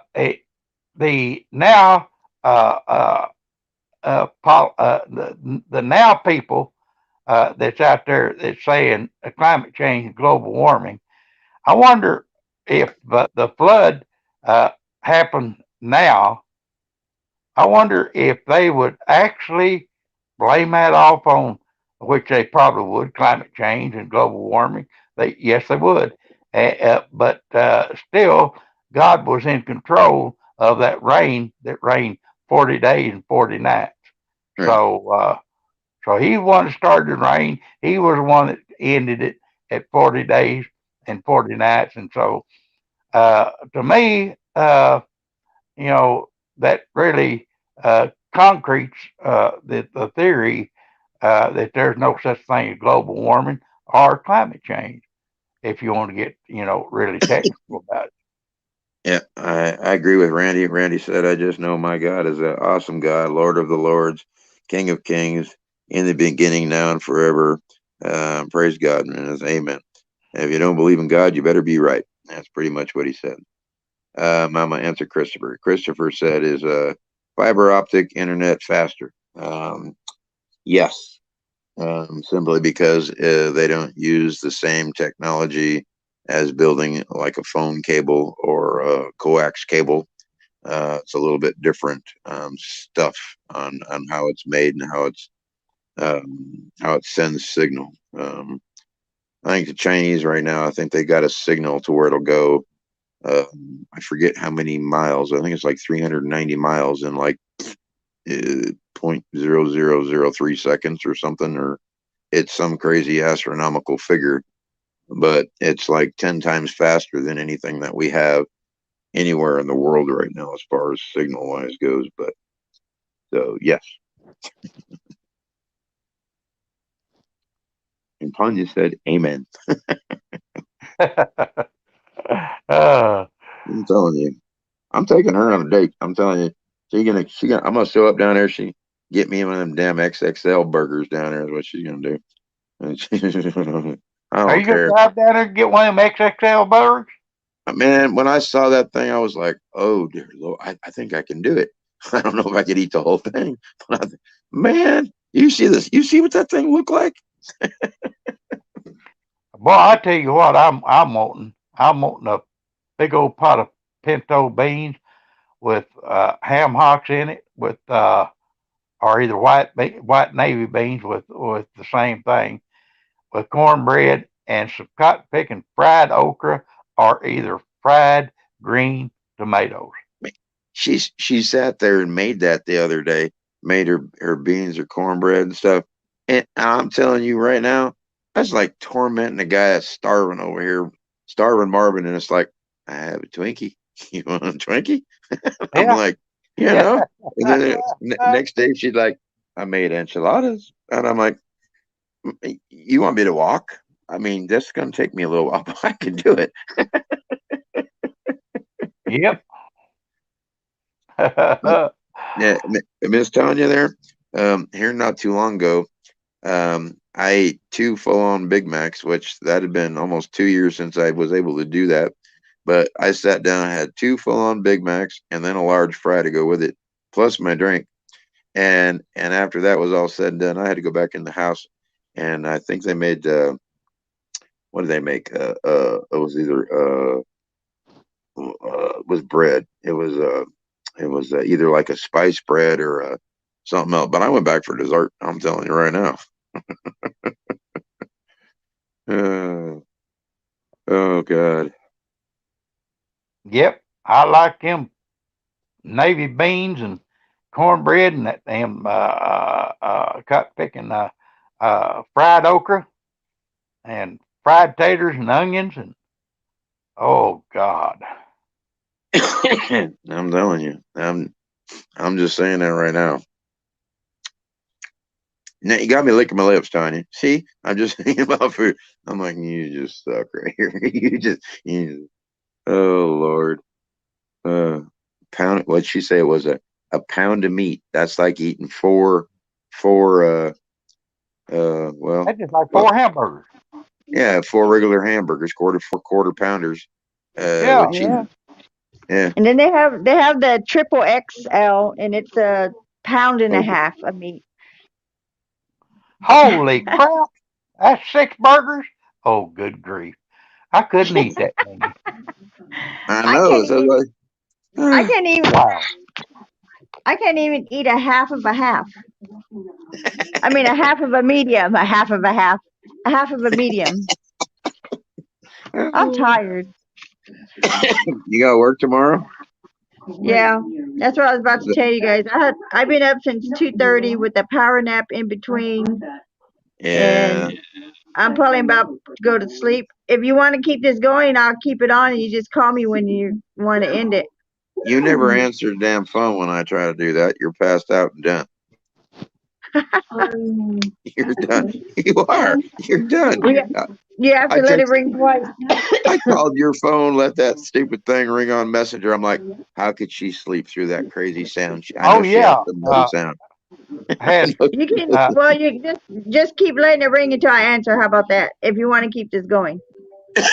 No, I'll just let it go. Well, it's 11 o'clock my time, and what is it? How is it? How is Rhonda?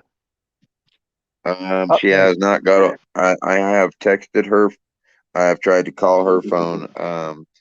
Her being in the hospital, she does not have a charger for her phone, so she's trying to use their little computer thing to do it, and it takes a very, very long time to charge her phone. She said when I talked to her, she had it plugged in for like almost 2.5, 3 hours, and she only had 3% on her phone. And so some lady let her use her iPhone charger to charge this thing. She was able to get it up to 50% at one time, but I have not spoke to her today at all. So I do not know. I've texted her, sent her messages, I've called her, and nothing. So I do not know. But since I am the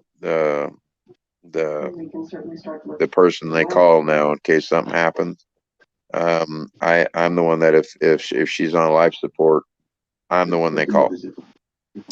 So she doesn't have anybody left other than me. So. Is she still got possible kidney failure? When I talked to her yesterday, both of her kidneys were pretty much to the point of shutting down. She was trying to eat food and she couldn't. She was trying to drink liquid and she couldn't. They've got her on the IVs, and all the stuff that they're giving her is not making her kidneys any better. And that is why she signed the power of attorney over to me, because of that simple fact. And so there's nothing that they have done in the last, well, she'd been in the hospital 2 days, went to the clinic the first day. So here's day 4. So the last 2 days, nothing has changed to make it better. And that's where she was at, even though she did leave a message for all the drivers on the app that we use to say, you know, I'm not dead yet, kind of a thing. I am, you know, going to get better. That was the last thing that pretty much she said, other than, you know, just well, Arnie, in the case of her kidneys failing, she needs to get a fistula put in her where they can start doing what her kidneys is not doing, which is removing the water from her system. The So only problem with all that, it's all of her decision, and she does yeah. not want that. Oh no. So that's pretty much what it is. This is her either going to get better or the other stuff, but that is where she's at. Everything, it is her choice. She doesn't want to be on all the crazy machines and all this and all that. She doesn't want it. Okay. So understand this is her. She's either going to get herself better or she's not. And so whatever she's doing down there or not doing, she's either going to get better or she's not. But she's not going to go through all the stuff. We've already talked about everything, and that's the name of it. You know, what else can I say? So all she asked for was prayers. That's what she asked for. That is the only thing. She didn't ask for no monetary stuff. You know, don't send me nothing, GoFundMe. Don't create a GoFundMe. Don't send me any cards in the hospital. Don't send me any flowers. Just pray. That's all she said. That's all she asked for. Okie dokie. So we'll continue to pray for her at night, and that's all we can do then. You're welcome, Tanya. Yeah. So Well, that's pretty much what I told her. I said, I've already gave her a ration of shit. You already know how I am, and oh yeah. I'm not gonna pussyfoot around the subject. I'm not gonna, not talk about things. I'm not gonna just sit there and let her die. I told her, I said, you want me to come down there, force feed you a damn Twinkie? I'll come down there, stick one in your pie hole. I said, you may puke it up, but I'm gonna put another one back down in there. You understand? I said, that's as far as I'll go with that. I said, you want me to come sit next to you while you eat? You know what I mean? I said, if you're gonna make me do that, you better be alive when I get there, because it's about what to happen. And so, Yes. and same Yes, time, I made her sit in that damn IC room with all them nurses and doctors and pill pushers they got in there, and I made her start busting a gut. Okay, so you can bet your ass on that. Father in heaven, we want to come to you this evening. We want to ask you to go into the hospital room where Rhonda is and put your healing angels in there. God, we know that you're able to do anything because you created this body of ours, and you can heal it because you created. Also, you got the hairs on our heads numbered on how many days we're to live and how many days it is till we die. So, Father, we ask that you protect Rhonda. Please, there's people that love her so much. So please, God, do this miracle, and we will give you all the honor and glory and praise for this miracle for Rhonda, in Jesus' name. Amen. Amen. There you go. Thank you, Robert. You bet. Anytime. All right, so Miss That's Tanya's what I'm gonna here close. for. Cat fur make kitten breeches. That's what fur. Thank you, Robert. I really appreciate it. Yeah. Thank you, everyone, for stopping in. Really appreciate All it. right, thank you, Tanya. Thank you. You See guys you have a later. great night, and I'll see you all in the morning. All right, she's Good night. closing out the chat, guys. We'll see you tomorrow. Good night. Good night. Bye.